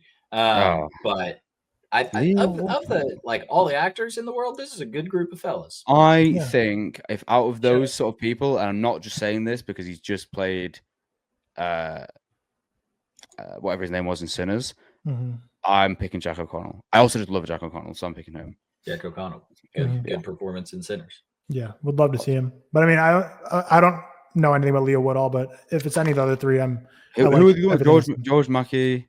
Yeah, and then Tom Blythe, who is he played President Snow in the Hunger Games, and I thought he was great. I think George is it George McKay or George Mackey? George McKay. I don't know. I've heard both. I think he's like almost like, I mean, he is sung, but he's almost like the undersung white boy of the month. You know, the whole like Paul Mescal, Austin Butler, Jake Elordi. I think George McKay is like maybe the best one for me out of all of them, but he just doesn't get spoken about like that. So I love him. He's like amazing. Well, we'll get to see them all head to head in their Beatles movies to find out who the real. Oh shit! Yeah, in a direct comparison. Andrew Garfield, Monica Barbaro, and Yuri Borisov are in talks to star in Luca Guadagnino's next film. Huge asterisk on next, but artificial for Amazon. The film follows a story involving OpenAI, focused on the firing and rehiring of CEO Sam Altman, played by Garfield. So sounds like the social network before the founder of OpenAI. And Andrew Garfield's in both, social network and this. But Luca Guadagnino. Sorry, my artificial intelligence is at the cleaners. Sorry, my chat GPT. Something like that. We'll see if this gets made by Luca or not. I mean, Luca's had the amount of announcements of pre-production we've had of Luca and his next project. Like, do you remember when it was officially confirmed everywhere, apparently, that Austin Butler was playing Patrick Bateman in his American Psycho, and then it was like 3 days later, he was like, no, it's not happening. And then the fucking DC film and all that shenanigans, and then the Lord of the Flies film he was going to make, and it's just like, I don't know, man. He making a lot apparently. I have no clue the story of OpenAI. I just want to see Andrew Garfield get screwed out of shares again or something. Like he made a bad investment in his own company again. That's all I want to see. Andrew Midfield, am I right, Cam? Okay, good. I hope they connect the slop verse, and there's like a scene where like he gets screwed out of his company, and then Jesse Eisenberg shows up. He's like, looks like you made a bad business decision. I've been there, man. And then just walks away. Head of the company. Just never 2 minutes. Bad business decision. Or he just tells them like, here's what you got to do. You got to get a business card, and it's got you got to change your name. Yeah. Crazy. And then Jacob Tremblay is going to star as the Unabomber in a new Netflix thriller, Unabomb. Who's Jacob Tremblay again? He was in Room as a kid. He was in Good Boys. Was he in The Little Mermaid? What was he in? He was in Little Mermaid. He was Flopper or something. He was just in The Life of Chuck. So now he's going to be the Unabomber. Not a guy you would picture to be a Unabomber. Jacob. Before I Wake. So I can't see him as a Unabomber. He's in things. I feel like you'd see him. Oh, he was in Doctor Sleep and Luca. Yeah. And then finally, Camp Rock 3 is in the works at Disney. And I only mentioned that because on our summer movies episode on Thursday, we started talking about a lot of Disney original movies. So Camp Rock 3, I guess, is coming back. So what that means, who knows? I don't know if it's going to be Demi Lovato and the Jonas Brothers, but Camp Rock 3, shout out. But shout out to our executive producers, Stefan Johnson, Cody Whitney, and Cole Beaver for being the kings to sponsor this episode and sponsor all of our episodes. Thursday this week, real quick episode 215. We are going to be reviewing patrons' Letterboxd profiles once again. Last time we did that, people really enjoyed it. And then Friday, real Patreon number 72, Dial M for Murder. And then next week on the podcast, we have Celine Song's Materialist and the How to Train Your Dragon live action remake. So stay tuned for that. With that, that's ReelTok episode 144. Hope you have a great rest of your week. Peace.